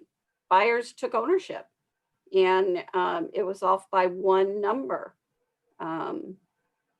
So I feel it's a lot more risk on bare land than it is with houses. Yeah. I mean, obviously this example was a house, but this is always like I always worry about this with bare land. Just, do you understand exactly what you're buying, where it is? And so that's kind of where I think it comes up a lot. Exactly. Or additional lots, because they don't put the additional lot down and they're not getting the full purchase of both lots. Good point. All right, guys, let's go to the next case Deborah. study. Oh, yes, Marty. I don't see how the principal broker would have any way of knowing that this was going on until their broker came to them and said, oh God, I did this. Now what do I do? Because I think that was mentioned earlier. There's no way we would know. Exactly. So then somebody mentioned that it just comes down to a training issue, you know, implementing a best practice. And I agree with that. The one thing that if we're showing multiple properties in particular, is we actually will create a quote buyer tour sheet using Cloud CMA. And so we'll just go in and we'll input all of the MLS numbers that we're going to show. So there's no question what house they're going to be looking at. And But one of really the it things, comes down, go ahead. no, Marty, I'm sorry to interrupt, but I train my contract compliance folks because I have people who all they do is contract review and SkySlope. That's their full-time job. And one of their steps, one of their checklists is to make sure the MLS printout address matches the address on the contract. So if we're going to catch it, that's where we're going to catch it, is to make sure that the MLS address matches the address on the contract. And that's a checkbox on our contract review in SkySlope. So if it is going to get caught, that's where it's going to get caught, is at that point. And the only reason we've added that as a checkbox is because that mistake was made. I mean, you know, and that again, as a reviewing managing broker, you know, just flipping through and say, yeah, they signed here, we're good. That's where you, as the managing principal broker or the compliance review specialist, whatever, whoever's looking at that paperwork, a principal broker, is looking to make sure those details are correct. But that's the only place I think it would be caught. I just have to know how your land deal got through closing. How did that escrow company not realize that the seller that was signing wasn't the owner of the property they recorded? It was from a developer. It was the developer. And Okay. so all the paperwork was correct. It was just the lot next door to the one they walked on. So the seller was correct, the lot number was correct, everything was correct, except they had walked on the wrong lot. And fortunately, they were close enough together, and the developer we did a reconveyance, reconveyed it back to the developer, and then the developer reconveyed the correct one. So through title, we were able to correct it. And the prices were close enough that the builder just was like, of course, the agent was penalized a little bit for making that mistake. In-house policy and procedures that were in place, but it got corrected, fortunately. But if it wasn't you're right, Kelly, had it been an individual seller of a resale lot, but since it was a developer, you know, everything was boilerplate. Deborah, would it be possible to see or share the checklists that we who are checking paperwork are using in SkySlope, but also to, like, I have SkySlope and then I have my old paper checklist I still put on the front of all my files. And I'm just curious what other brokers may be checking that we're not checking. Yeah, I call it my compliance checklist, and it's I've added that to my list to send you guys if you want it. That'd be awesome. The other thing too is in Washington, an Exhibit A is required attached to the contract in order for the contract to be valid. It's considered void if it's not. And what I notice commonly is that brokers, the boilerplate, if you're using zip form, just pulls in the tax ID number. It doesn't pull in the legal. So the real estate agency requires that legal, but they oftentimes just don't pay attention to what it says in the information, like if it's a trust selling it, if there are multiple tax IDs. But if we upload those documents that we can easily get from escrow, if we do a listing prelim, if we upload our Exhibit A's into RMLS, you've helped the professional standard. You know, these two parcels are being sold with this, you know, property. Yeah, absolutely, Catherine. And I come from the school of the more details, the better. I call it Christmas treeing your listing. The more information you can put in your listing and additional documents and, you know, verifications and as much information as you can provide that other agent, again, it starts that cooperative effort that you both have in getting your clients to the closing table. You know, Christmas tree those listings, give them everything that you possibly can to make sure they're not making mistakes. Okay. Okay, where are we? You guys are so good. You're getting me off track here. So we finished the broker. Okay, we got that solved. We're on page 22 now. Oh yeah. Okay. Group 1, how did you address this one? Who was group 1? Do me a favor, you guys, so we get through these quicker as we go in. When you go into your breakouts, let's pick a spokesperson and be Johnny on the spot, because we're gonna get behind here. Lisa, I see your mic's off. Yeah, okay, so this comes up every once in a while, you know, and I got a really pissed off broker because now the listing has expired and I showed those buyers that house and they went ahead and bought it after that.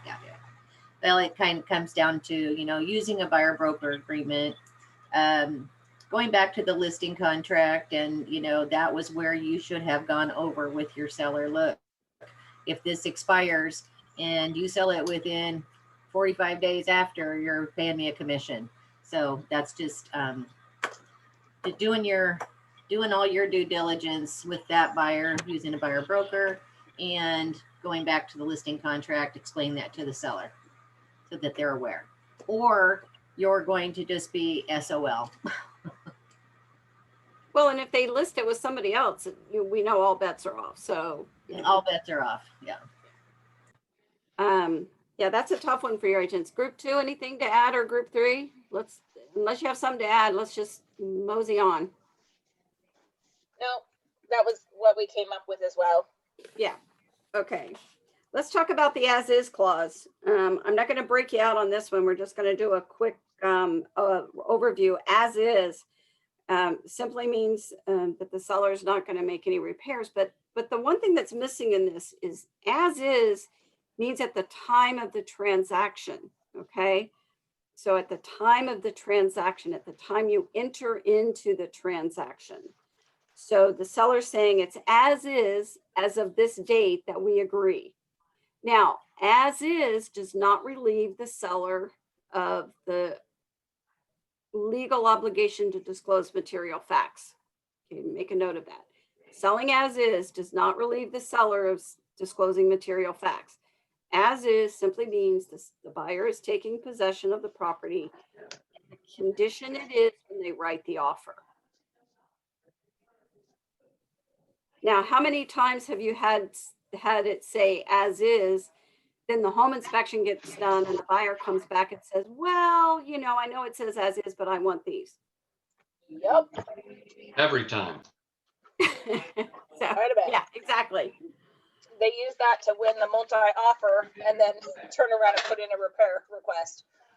That it happens. That's, you know, I see it all the time where it's, you know, they beat out the multiple offer, but they still do the home inspection, which basically gives them the right to ask for the repairs, even though it says as is. So then it becomes renegotiable. But remember, the biggest thing here on as is, it does not relieve the seller or you of the duty to disclose material facts. Okay. Okay, let's do on page 24, let's do that one as a group. Okay, your broker is in disclosed limited agency. What's that? With her own sellers and buyers. Okay, so they're representing both sides. The buyers did not do any inspections. The property closes. Your broker does the final walkthrough with the buyer. Who's with the broker? They're not by themselves, right? They're with the buyer, who notes that the finished attic space where the new master bedroom is seems to be extremely warm.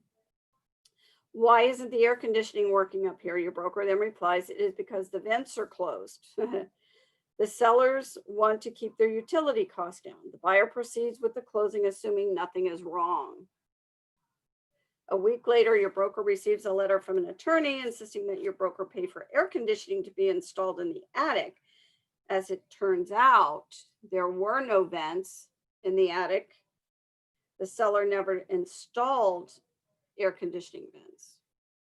What do you do?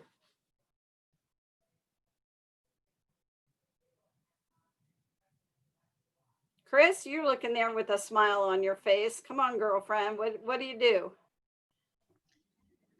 I think you write a check.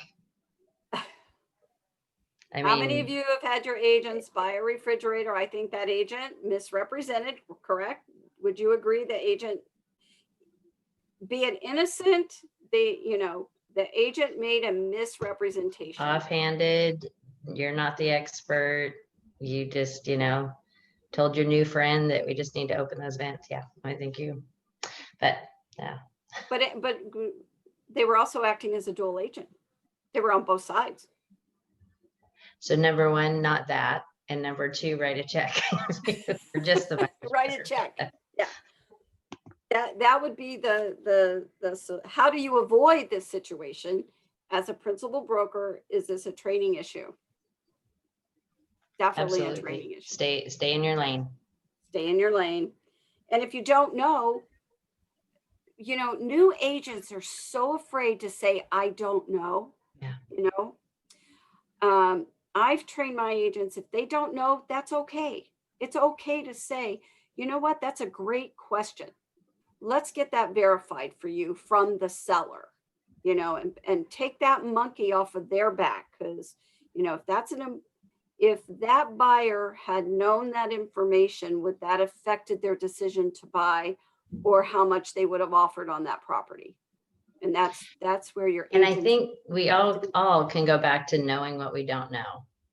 That's so okay. That's excellent. We tell every broker, it's okay to, please know what you don't know. And then you can find out. That makes you valuable. It would have saved this agent the cost of an air conditioning system in that attic, had that agent simply said, I don't know, but let's get that information from the seller. Boom, done. Okay. Next I had a situation where the seller told me, this was a long time ago, but the seller told me that the furnace was new. And the furnace was down in the crawl space, and the buyer's inspection showed it wasn't very new, wasn't like a year old. And I did not have the seller initial and date. Back then it was paper flyers. and ended up buying a furnace. The inspection report showed it wasn't new, but I didn't catch that. Right. So, And what is new? You know, yeah, he had told me a specific year, but when I went back to my notes, I couldn't find it anywhere. So, and then if you can't verify it, according to the seller, this heater is this and this number of years old, something to that effect in the listing agreement. Put it back to the seller. since in part of my standard operating procedure is to have them initial and date the RMLS agent full. And it'd be We do great if I too. We- did ad copy, but I don't do ad copy. We require a full printout initialed by the buyer in SkySlope as a required document is the actual MLS printout on the day the offer was written. We require that document in SkySlope. Time is of the essence. Oh my goodness, guys. Time is of the essence is very clear in the law. It means your dates are absolute. It doesn't mean or as soon thereafter. It means the date is the date. Time is of the essence simply means if the date is not met, according to what type of date isn't met, the parties are either in breach of contract or based on how the contingency is written, that the contract terminates. So time is of the essence, and everything in the ORA form says on, I think it's on page 8 under definitions, it says, unless otherwise stated, time is of the essence of this agreement. So time is of the essence is drop dead is absolute. The other thing in the law is that on your contract on page 8, and I don't know if I told you this before, but when I teach contracts, I start on page 8, which is the definitions. So before you even start on page 1, you want to go over the definitions on page 8 because that answers a lot of the questions that are going to come up as you're explaining the purchase and sale agreement. But it says in there. So, okay, let's look at on page 25. Let's go through this one as a group. The purchase agreement states that the buyers must obtain final loan approval 3 days before the closing date, which doesn't make sense. But anyway, Deborah, yeah. Sorry to interrupt, but I wanted to bring out a couple things that have happened, and maybe other people can say this regarding that. First thing is regarding that counter offer checkbox. A lot of times with DocuSign, it does not cover that. It's a small little piece. I've written to them to ask them to make sure you can have your party check that box because it can finish without that. And I've had brokers say, oh, well, you didn't have that box checked, even though verbally they said. I'm sorry, Jenny, where are you talking about? Because we're Okay, no worries. I'll just keep going. Yes, we're on Got the it. case study and we'll probably cover that, but thank you. Appreciate that. So must the buyer's broker provide written confirmation that this has occurred to the listing broker before the deadline? If they miss the deadline, what is the official status of the offer? If they miss the deadline, they're in breach of contract. Would you all agree? Okay. I'm going to skip these next ones. We've already talked about backup contracts on page 26. We beat that to death. Let's talk about contingencies. We're now on page 27.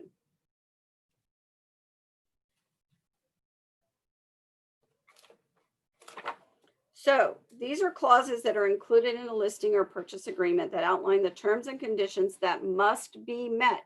Now, all of your contingencies have a time is of the essence related to them, unless it says otherwise.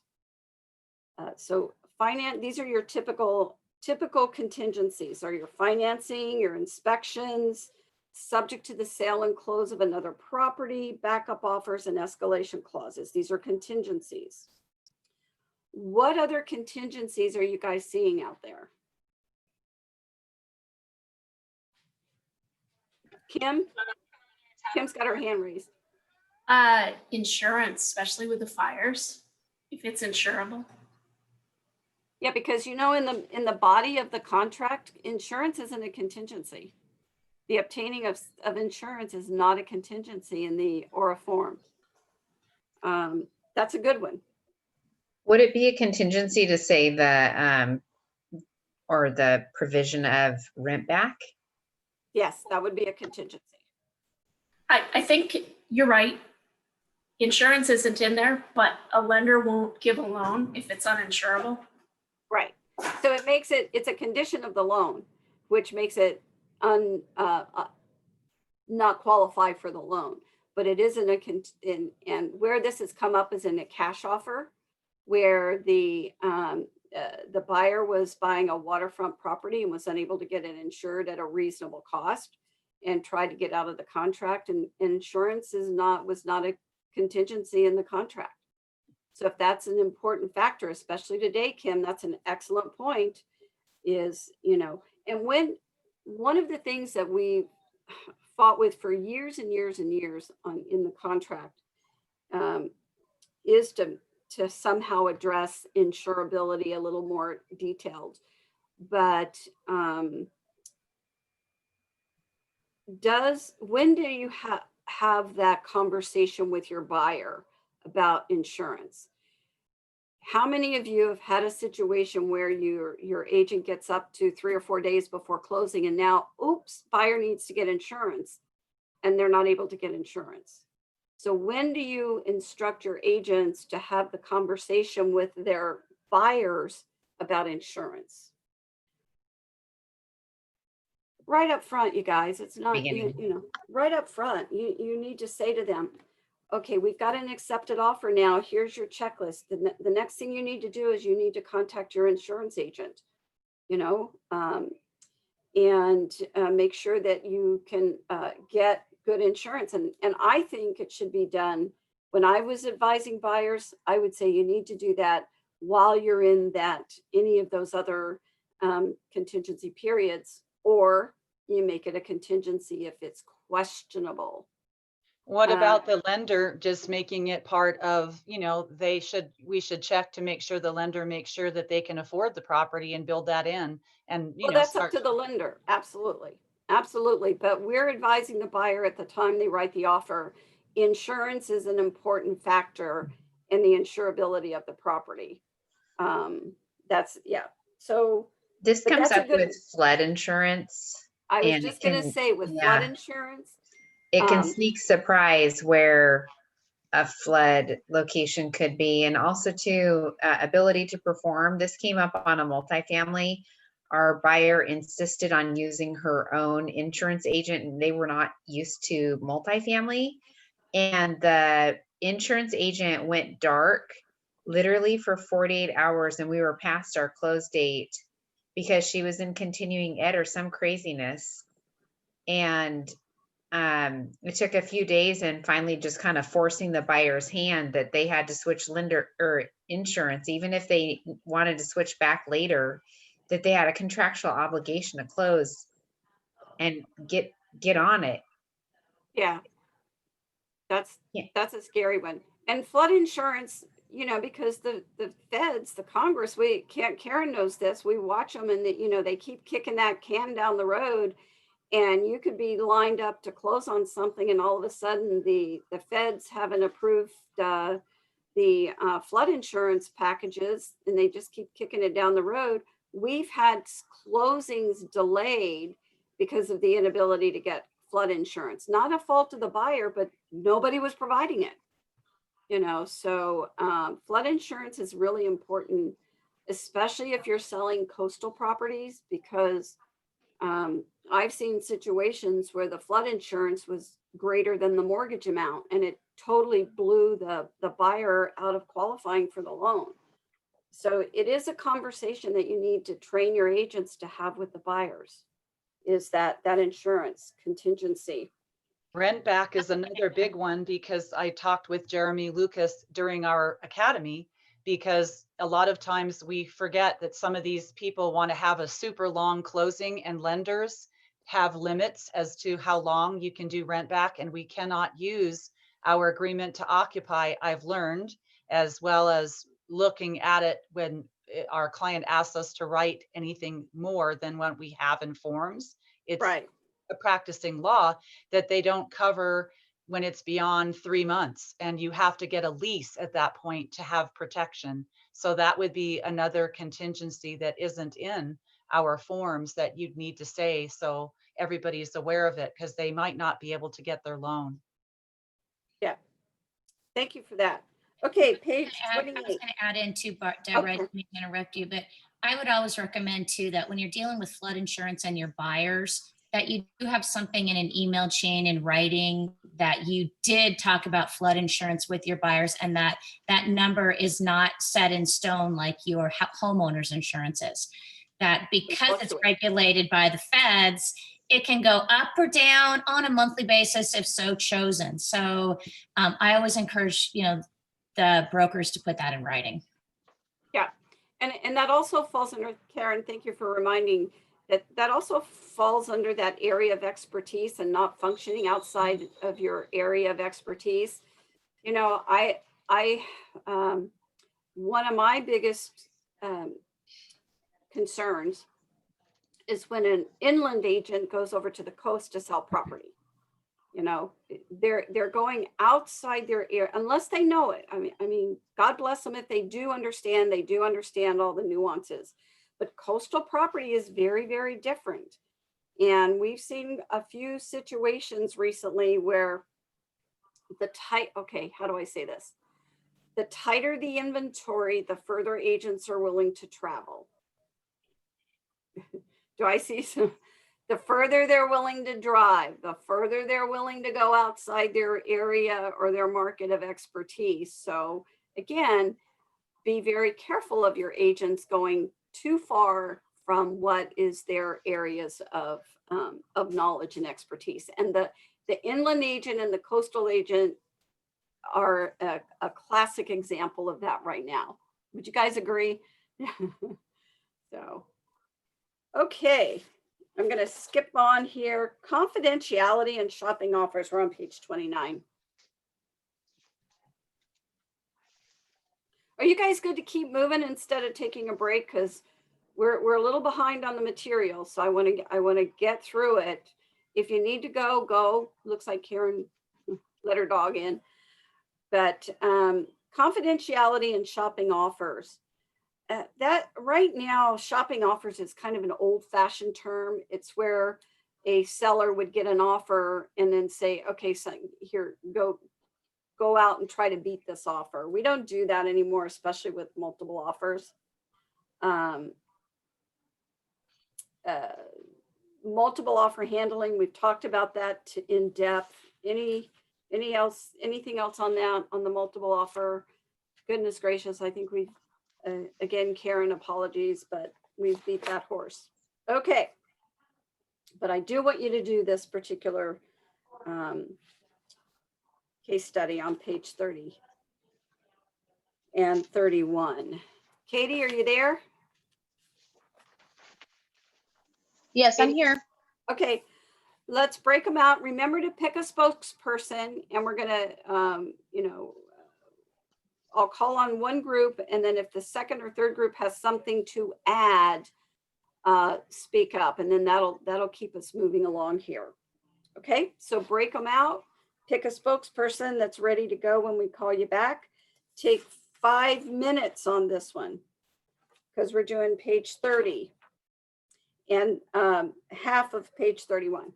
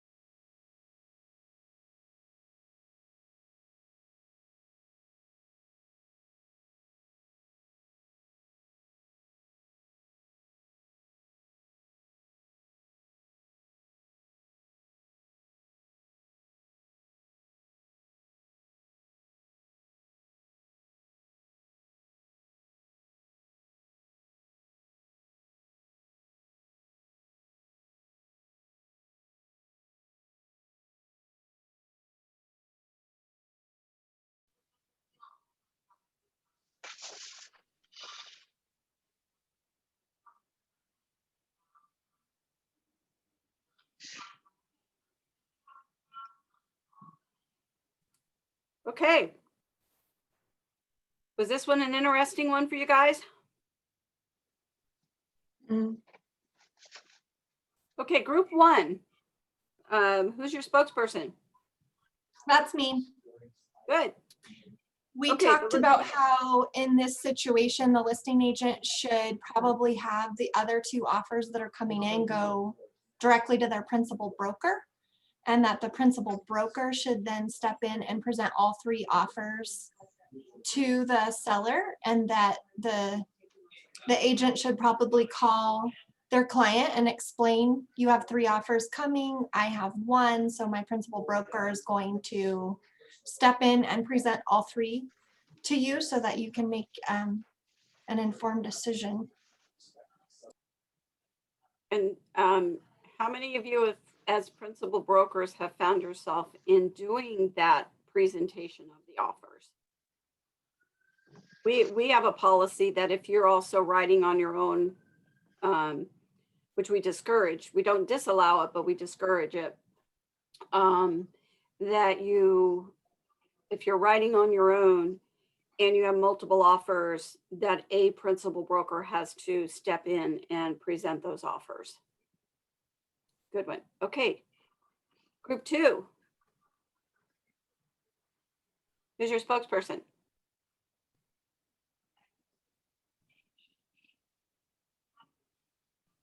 Who's somebody talking?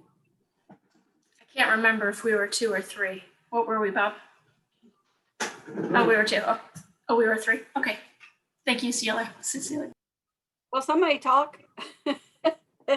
Anything to add to what group one said on the, what's the principal broker's responsibility? Anything to add to that? And I will add, this is a good time to not show who the offers are from when you're presenting them, to prevent bias on the part of your seller. I don't show which offers are from which agents when I'm doing that. Just to prevent any potential conflicts. The other thing that I always do, and in COVID it's tough, but if I have a multiple offer situation, I'm not going to exclude the other agent from attending the offer presentation, or if I have written a multiple offer, I'm going to ask to be present when the offer is presented. Perfectly legit. But if someone asks to attend the presentation of the offers, which they're allowed to do, and I even let them speak on behalf of their offer, once their offer is presented, they have to leave. Okay, they have to leave. Either if it's a Zoom, they're dismissed. If it's in person, they have to leave. And then if anybody else wants to be actively involved in presenting their offer on their client's behalf, I welcome that. 95% of the time, the agents decline that. Did you realize that? That most of the time, most agents will decline that opportunity. But if you present that opportunity up front, hey, do you want to be present when I present the offers? They're like, well, no, that's okay. It starts to increase that level of trust that they're going to have, that their offer is going to be presented fairly and openly and honestly and without bias. So again, just a strategy, just a technique, nothing legal or illegal about it. But what do you think about that? What's your thoughts? Marty, I saw your head bobbing up and down when I said that. Do you think that's a good strategy? Yeah, we always invite the other agent to present. And you're right. Yep. I'm trying to think of an instance where someone actually did. And I can't in my personal business. But don't you think it sets the tone of trust? It's a tone of trust. Yeah. That you're setting right out of the gate of, hey, nothing to hide. You want to present your offer on behalf of your client? Come on down. And I love this is something that did not occur to me. I love that idea of anonymity when you as the principal broker are presenting those offers so that you're not showing any favoritism whatsoever to Yeah. your agent, your broker. Yeah. Um, And I, so- I like that. I've always been comfortable with that. All right, so we all need your spreadsheet. Yeah, I'm gonna send it, I promise. I will absolutely promise I will send that. And my not very pretty checklist that kind of just came from my mind, but for the sky slope, I promise I will share that. Not for redistribution, however. So, So Deb, just real quick, Sure, on Anita. the presenting of offers, it seemed to be more of a practice, but it is just a courtesy, right? yeah, It's a it's a courtesy, and my seller is gonna say if I can or I can't. I asked my seller, Right. do you right. mind if the other agents present their own offers, or do you want me to do it? Okay. It's totally the seller's decision. Okay, Absolutely. because I have asked to present offers and then they'll say, no, we're not doing that, so. Well, it's not they're doing it, it's their Right. seller. you know. Right. It's, But, it's, yeah. if my seller has said, no, they want me to present all offers, then that's what that's how Okay. you go. Okay. But Doesn't that need to be in writing? it should be, yeah, yeah. Okay. But I'm finding today, things are happening so fast, it's like, but yeah, it should be verified in writing. And where's a good place to do it? In your listing, in your private remarks to the other agent. Hey, seller has requested that I present all offers. Boom, done. You've put the other agent on notice gently and nicely that my seller has requested that I present all offers. Nothing wrong with that. It prepares the other side for what to expect. Now, when you're presenting offers, especially multiple offers, have you trained your agents to have given the seller a copy of the documents prior to this moment? Remember, I think we talked about this early on, that a good training strategy with your agents is at the time of the listing, you've given them a copy of what will be presented to them when we do get offers. That way they're not, when you are in a multiple offer situation, it's going to make your life easier because they've already seen the paperwork and you can go through the highlights that are on the spreadsheet, as opposed to going paragraph 2 says this and 4, instead of having to go through, you've given them the document, you've given them the opportunity to review it, you've given them the opportunity to seek legal advice if they don't understand something. And in that way, they're not surprised by the paperwork. It's daunting when you flip out all this paperwork on this seller and they've got 15 of them in front of them. It's a daunting thing for them to go through. Very daunting. So you've answered most of these. When do you have the procedure with the seller discussing multiple offers? Obviously, at the time you take the listing. Okay, can the sellers dictate when to start receiving offers and when to stop, regardless of what may have been received by the broker? What procedure would you recommend and how to handle this? Group 1. Did you get to this one? We didn't get to this far. Sorry. Okay, let me just step in here. Whenever I have a seller that's telling me I don't want to see it, I'm going to say, I'm legally and ethically obligated to present all offers to you. And I'm going to present them to you and you can choose to do with them, but I'm going to give them to you no matter when they come and from whom. Are you okay with that? I think that's the most transparent way to be at this point in the negotiations. So we're on page 31. Any of the groups have anything else to add to this particular one? A question. Some brokers have said, like you were mentioning, 21 multiple offers. There have been 23 on different properties and addresses in Central Oregon. I've heard some people have 15 or 6. Is it something that the seller can say how many offers they're going to receive and cut it off? Can they change what you have published in your listing? Well, yeah, but again, is that in their best interest?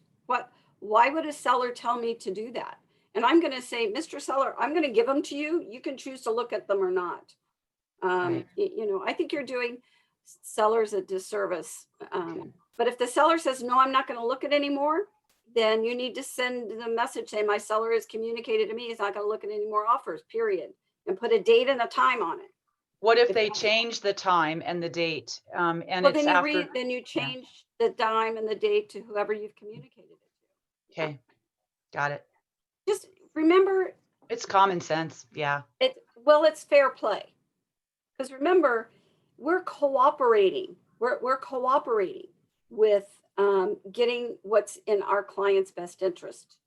Now, cooperation doesn't necessarily mean I have to tell you everything if it's not in my client's best interest. Read the code of ethics, okay? But in instructing our sellers, transparency, other than what affects their negotiating position, transparency and full disclosure is the best way to go at this point. Would you all agree with that? I mean, training your agents on full disclosure, transparency, all of that. You don't even have to tell the other side. If your seller says, I don't want anybody to know it's a multiple offer situation, you don't tell anybody it's a multiple offer situation. Because I've had agents come back, well, your agent didn't tell me it was multiple offers. Well, our seller instructed us not to, and that's perfectly legal. Okay, now would I advise a seller, it depends on where they're coming from. Attorneys, God love them, I almost was one. They're usually going to be the ones that are going to say, I'm only going to consider 3 offers. You can take the rest of them and throw them away. I've had 2 attorneys tell me that. I'm like, why? Because I'm not going to play that game. Okay, fine. If I'm representing a plaintiff, I'm not going to wait for 87 defendants to come out of the woodwork. It's like, oh, okay, well, I guess that's one way to think. I would have never thought that way, but okay, if that's where you're coming from. So, okay. If is a broker, we're on page 31, guys. On the second box, do multiple offers create energetic competition, or does it cause buyers to back out of the negotiations? Both. Both, exactly. Both, exactly.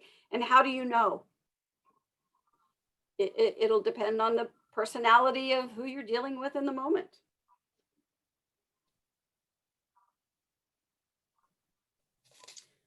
This last one, I want you guys to chime in on this one, because I'm getting a lot of this. Earlier on when we introduced Around the Room, we talked about emotions and agitation with our agents. And this seems to be one of the big areas, is how can you help your brokers minimize disappointment and frustration when their offer isn't accepted? That's a tough one, don't you agree? I mean, Chris, how do you deal with that? You guys seem to have a real positive attitude all the time. How do you deal with that? Well, that is nice to hear, because I'm not sure that's true, but thank you. Yes. Well, that's how you come. That's your persona. So I really encourage them to do that CMA for their buyer right up front. Know whether or not we're really in competition on this, and then we need to get right back out there. I mean, it's our job.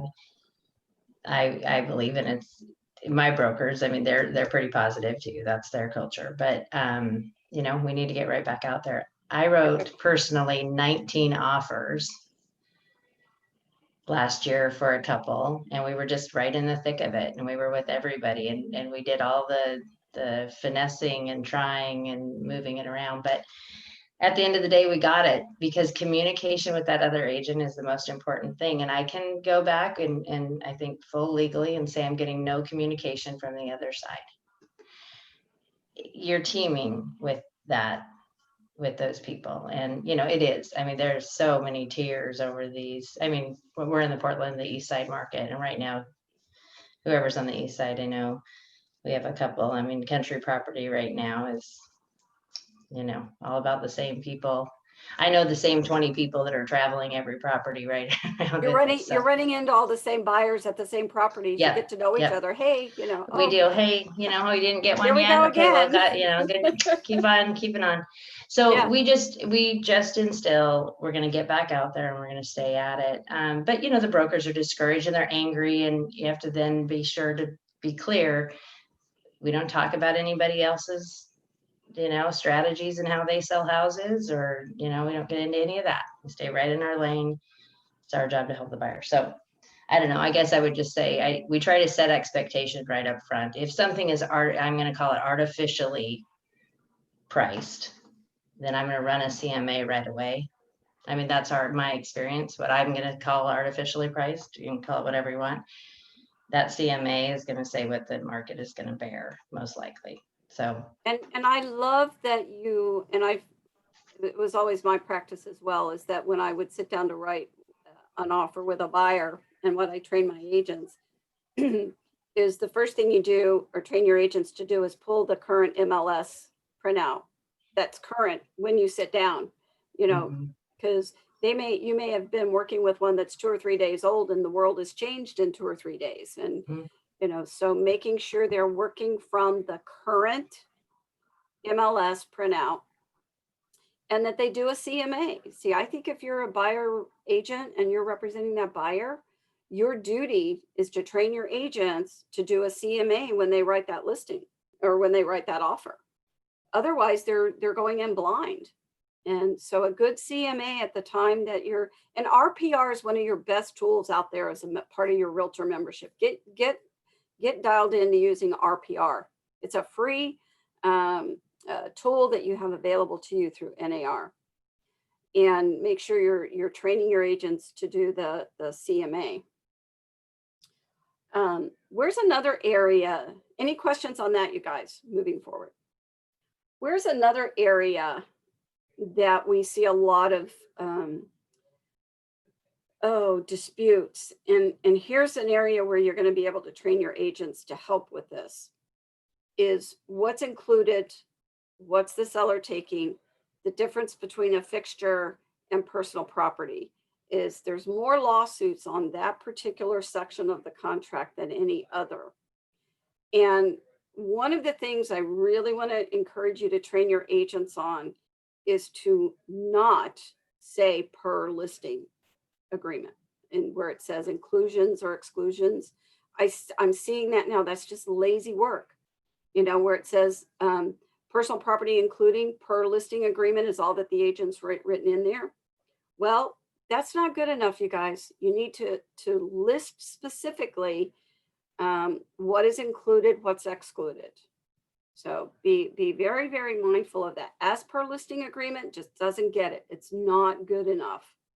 You need to be listing what stays and enumerating what the seller's taking with them. And so more lawsuits on fixtures and personal property, and more disputes over that. We have one going right now where the seller said in the listing, lawnmower, riding mower stays. Okay, it was in the listing, lawn, riding mower stays. Buyer's agent didn't write it into the contract. It was not written into the contract that the riding mower stays. Okay, parties agree, everything's signed.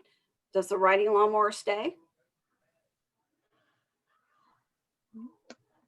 Nope. I'd even take.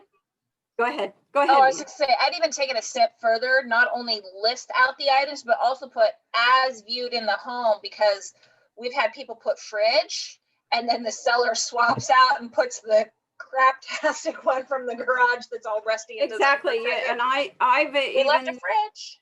Take pictures, if it's a Jen Air refrigerator and the listing agreement says refrigerator stays, because that's personal property, unless it's built in, is to say refrigerator, Jen Air, and take be model number, Because if you just say refrigerator and they just leave a refrigerator, you've opened yourself up for dispute. Yep.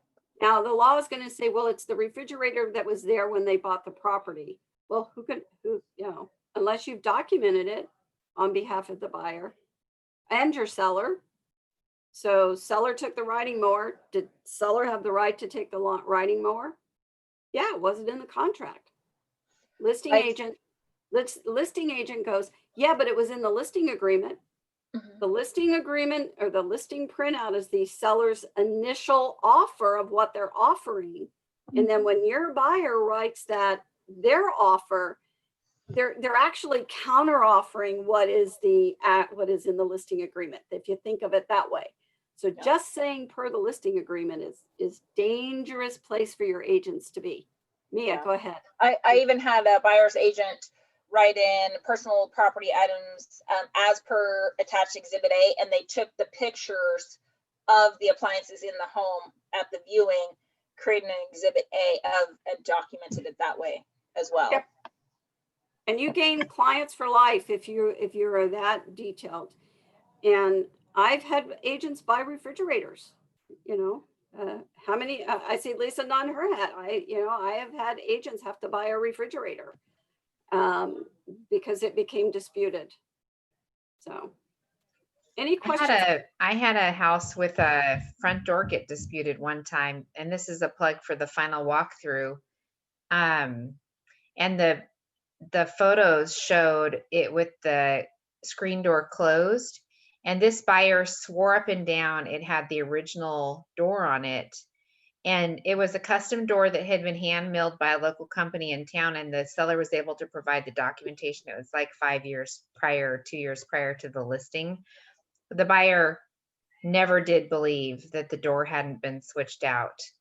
But you see 1,000 houses before you necessarily buy the first one, and you're in the house once for the inspection, and that's pretty much it. So it can be more than just appliances and personal property that can be contested later. Absolutely.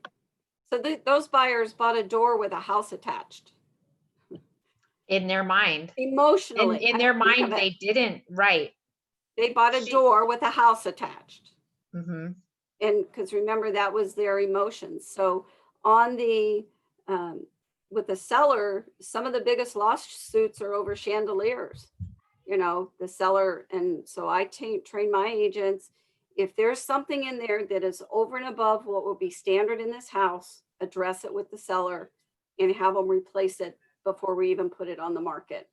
Well, and about the light fixture issue, sometimes when a seller changes their price, they do switch things out like that. Yeah. And that happened on the house we purchased, where we liked it and our rental wasn't sold yet. So we were watching it, and it expired and came back on the market with a different broker. The first listing had way better photos, so I would often go look at that. And the seller had, when they switched brokers, switched out the dining room fixture in the other, in the dining room before they went with their new broker. Stuff like weird details. You have to pay attention to timing. Yeah. I mean, how many buyers buy that, like we said, the door with a house attached or a chandelier with a house attached? Because remember, they will hone in on that. So. All right. Any other words of wisdom from you guys on this? We're on page 32.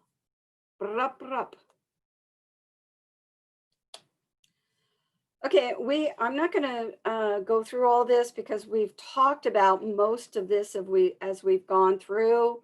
Multiple offers, present all offers. And again, just because an offer is received first doesn't mean that's when the seller has to review it. And let me restate that. And I'm going to close my door because my husband's on the phone and I'm hearing his voice in my ear.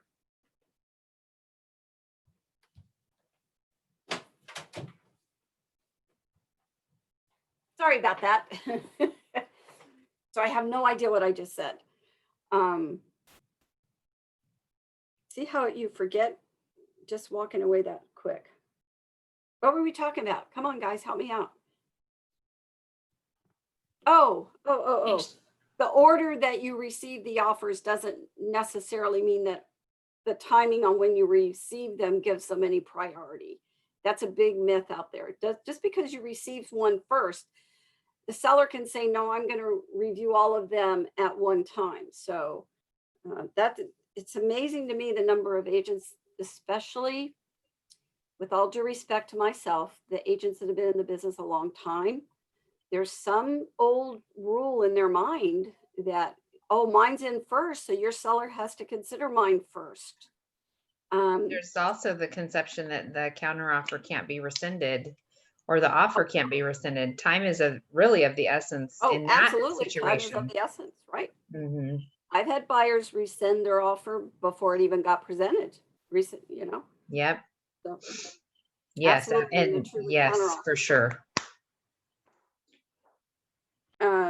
Multiple offers, again, we've talked about that electronically. We're training our agents to present multiple offers on Zoom, just like we're doing right now, doing Zoom presentation of offers and share the screen and have it up there and go through it. That's especially with COVID. Rarely are we presenting anything in person anymore. Breach of contract occurs when a party to the contract fails to perform. We get that.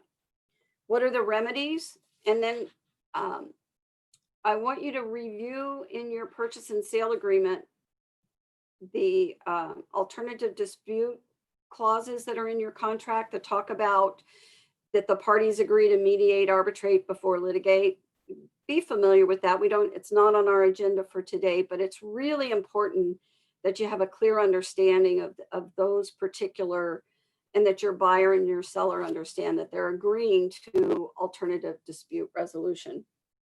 What are the remedies? They can sue, they can rescind, or they can sue for specific performance. Okay, guys, we've got a half hour left. Okay, I want to break you into groups again. Katie girl, are you there?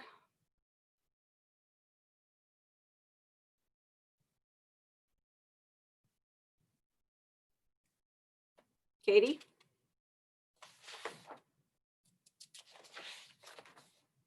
Because this one's going to take about, I'm going to give you 15 minutes on this one. Katie? I'm here. There you are. Okay, we're going to break into 3 groups, mix them up, pick a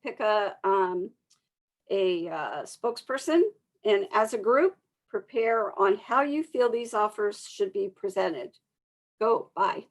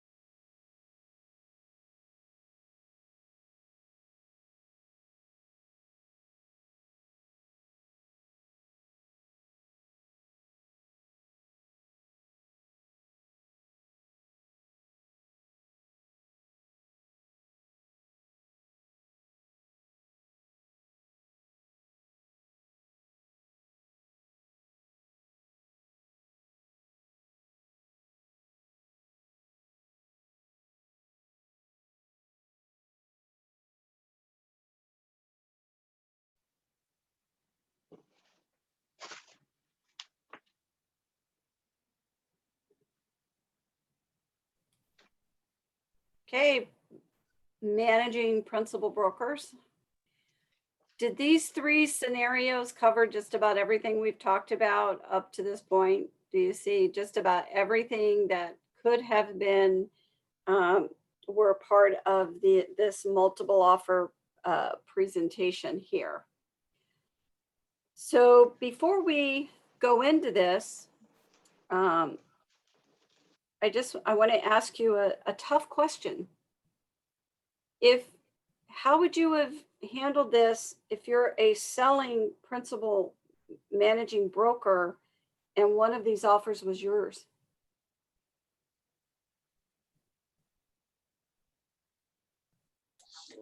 I won't write on my own listings because I am a competing broker. So I would never get myself into that situation. Good answer. Yeah. Anybody else? Same How do here. you feel about I second Karen? that. Yeah. Third. I Third. would just say, if one of these is yours, you really need to have the principal broker be presenting these offers.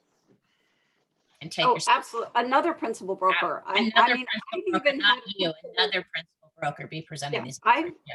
I've actually had somebody who was in the Principal Broker Academy last year actually call me with I'm with another company and ask me if I would present these offers on behalf of her company.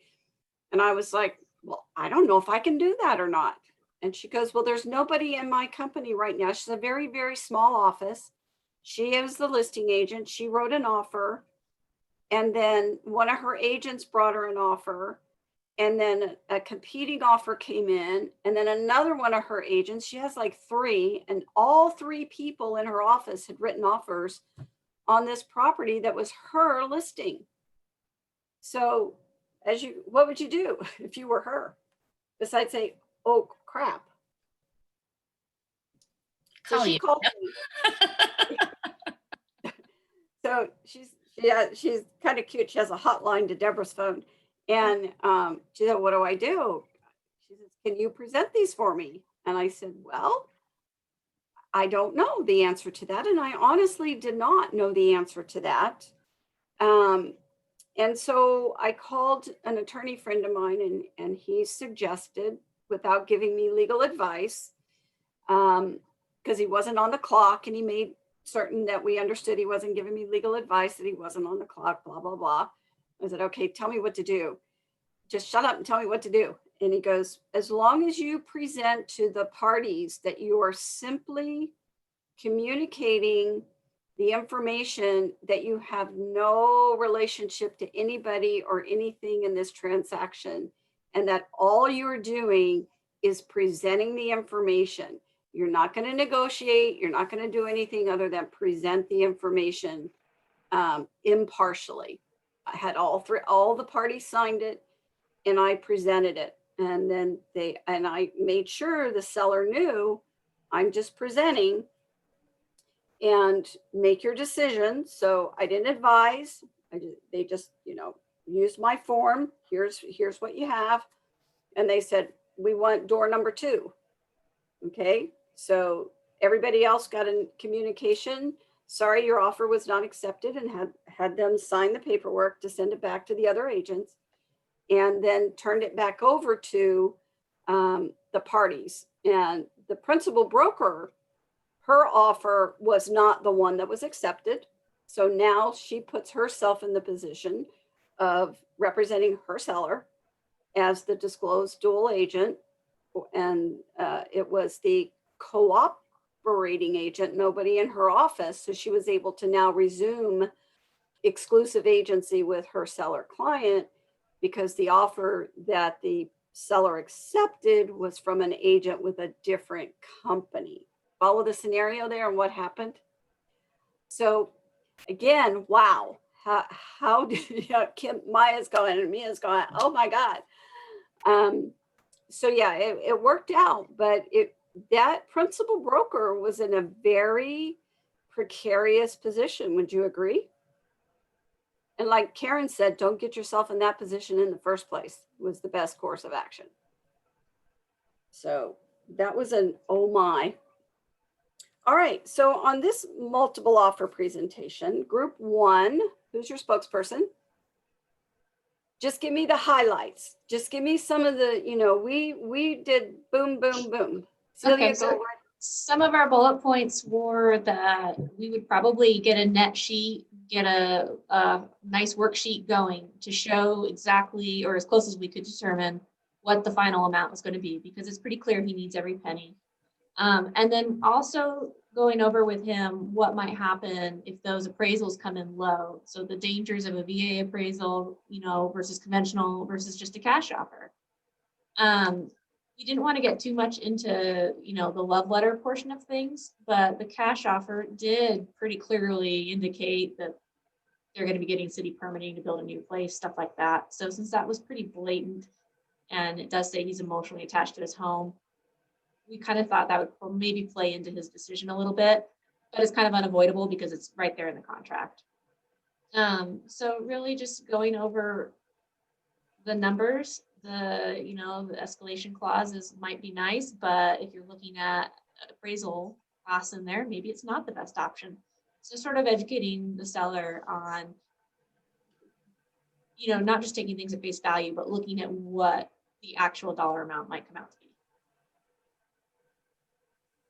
Was there some irrelevant information in here that you said, okay, that doesn't matter to what we're doing? Did Group 1 find anything in the information that was irrelevant? Who the buyers were specifically, whether they're divorced, whether they're in the military, those things shouldn't, Had no does that bearing on the presentation of the offers. So good. Group 2, anything to add?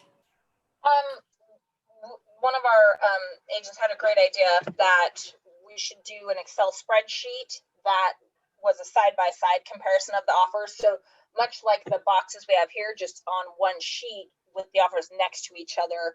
And then again, having the net sheet and the bullet point highlight pieces here so that you can review it and be able to compare apples to apples. And that's what my spreadsheet does. It's not pretty because I used to do it on a legal pad. I would just draw it, and that's very effective today, is instead of having a pre-printed form, if you just do that on a legal pad, and do it across, that's just as effective and can actually be more effective than a printed form because you're going through, everything that way. All right, Group 2, anything to add? We just also discussed having a spot to make, as you review each of the offers, having the pros and cons, writing that down with the seller, the merits of each offer, so that then they can look at that spreadsheet and be able to make their decision. Good stuff. Good stuff. Group 3, anything to add? Who was Group 3? Sue, you're unmuted. I'm just unmuted because in case I had to say something, I really wasn't the designated person again. So, I mean, if anybody else wants to jump in, please do. Basically we went over all 3 offers. There was some concern about closing and issues with each one of them that made them not like the perfect scenario for this older gentleman. Disclosure with regard to the offer that came into the listing agent, which is your broker, and whether or not the fact that they want to tear down the home would actually need to be disclosed to him, and whether it would be appropriate for someone else to represent him or that buyer on that offer was a concern. But the disclosure, because that would probably be pretty upsetting to him that they're going to tear down the home. Then it was also discussed, getting final loan approval 3 days, 5 days before closing, and whether you could get some kind of, because that just seems like crazy to have it set up that way. So, Bob, do you want to jump in? Bob? I think we've lost Bob. We lost Bob. Okay. Anybody else from the group? Because you guys everybody had good ideas. I was pretty much just listening. So do you guys see this scenario as a good opportunity to have this as a training exercise with your agents? Without question. without question. I mean, this Yeah. is this, I'm gonna take this exact scenario and bring it, Because it you know, to hits the all group. everything, doesn't It it? hit does. just everything that we've talked about up to this point. You've got something in here that gives you a teaching moment Yeah. with these scenarios. Yeah. And I'll get you my spreadsheet. Like I said, you can do it on a legal pad, but I'll send you guys that. So how did that feel? I mean, was there anything in there, any ahas or any surprises that you guys came across in doing We this? talked about brokers putting in, you know, waiving inspections, waiving appraisals, or in cases where there's bigger down payment and it might be in underwriting something once it's loaded that it's waived. And also the brokers reducing commissions toward buyers' closing costs, because some of us have seen that and we weren't really sure about how legal it is in certain situations, or if it gives us bias. Correct. But in this scenario, none of those are great points. But again, in this scenario, that those are again great points. So you guys have been awesome. We've got 2 pages to go. So let's and 2 minutes. We have 2 minutes and 2 pages. Can we do this? Yeah. Can we absolutely do this? Okay. So, and this complaint handling blitz. So this is a blitz by definition. We're just going to go boom, boom, boom.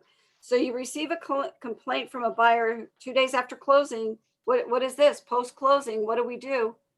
Refer them to an attorney, right? This is where your agents can overhelp and practice and end up practicing law. You receive a complaint from a seller that the broker in your office is favoring their buyer client. They are in disclosed limited agency relationship as they negotiate an offer.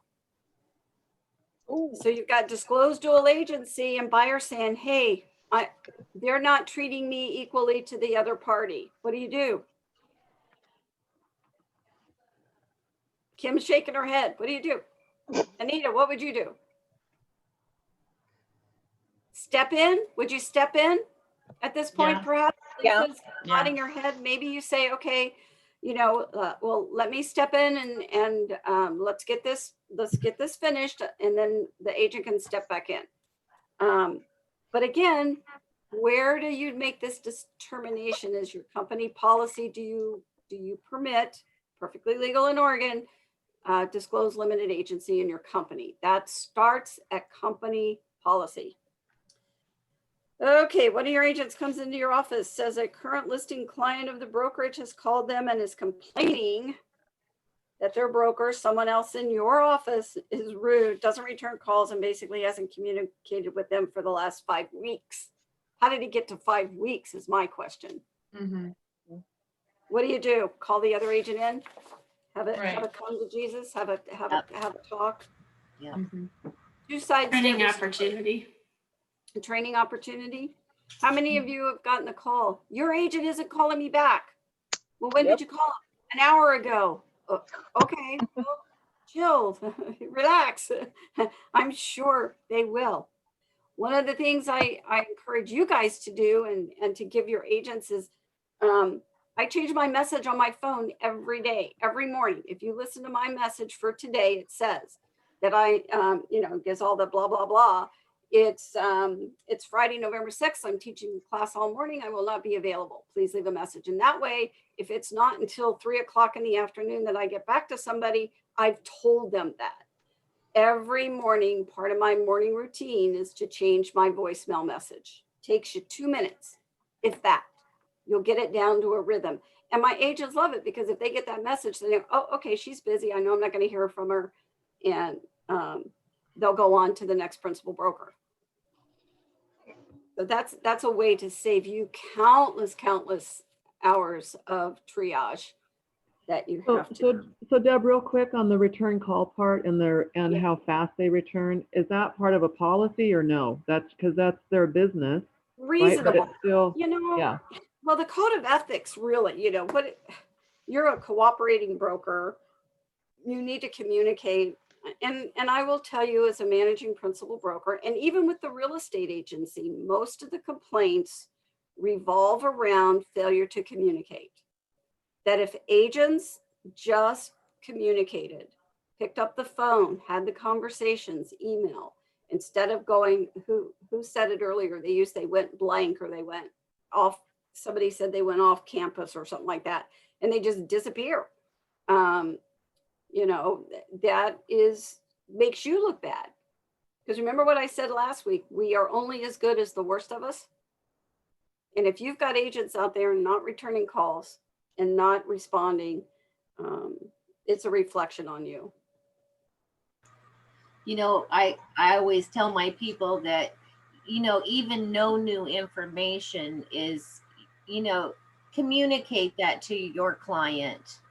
Yeah. Because then you're not ghosting them, you know.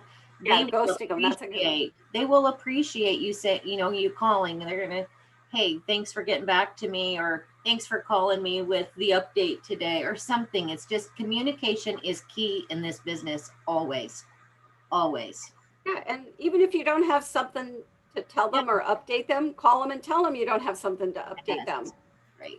You know, and the other thing is, and I'll end on this, is if you communicate by telling them what's going to happen, tell them when it's happening, and then tell them what just happened. If you use that 3-prong step to communicating with your clients, they will really appreciate that. Tell them what's going to happen. The home inspection's tomorrow. Okay. Home inspection, they're at the home inspection. It's happening now. Okay. Now that we've had the home inspection, here's what's going to happen. So, you know, 3-prong communication. Tell them what's going to happen. Tell them when it's happening. And then tell them what just happened or what's happening next. Okay, guys, we're a couple minutes past our time. We got through the entire syllabus here. Y'all have been awesome. You'll have a new instructor for week 4. So I'll make sure that you guys have all my contact information. If you want to reach out, feel free to do so at any time. Any closing remarks? Thank Is you. there class next Thank week? you. Thank you so much. Yes, thank you, Deborah. It was great. Thank you, thank you. Guys, Very much, Deborah. thanks, guys. Have a great week. You're awesome. And- Thank you. Thank Really you. appreciate Thanks, you. guys. Bye. Have a good Bye. one.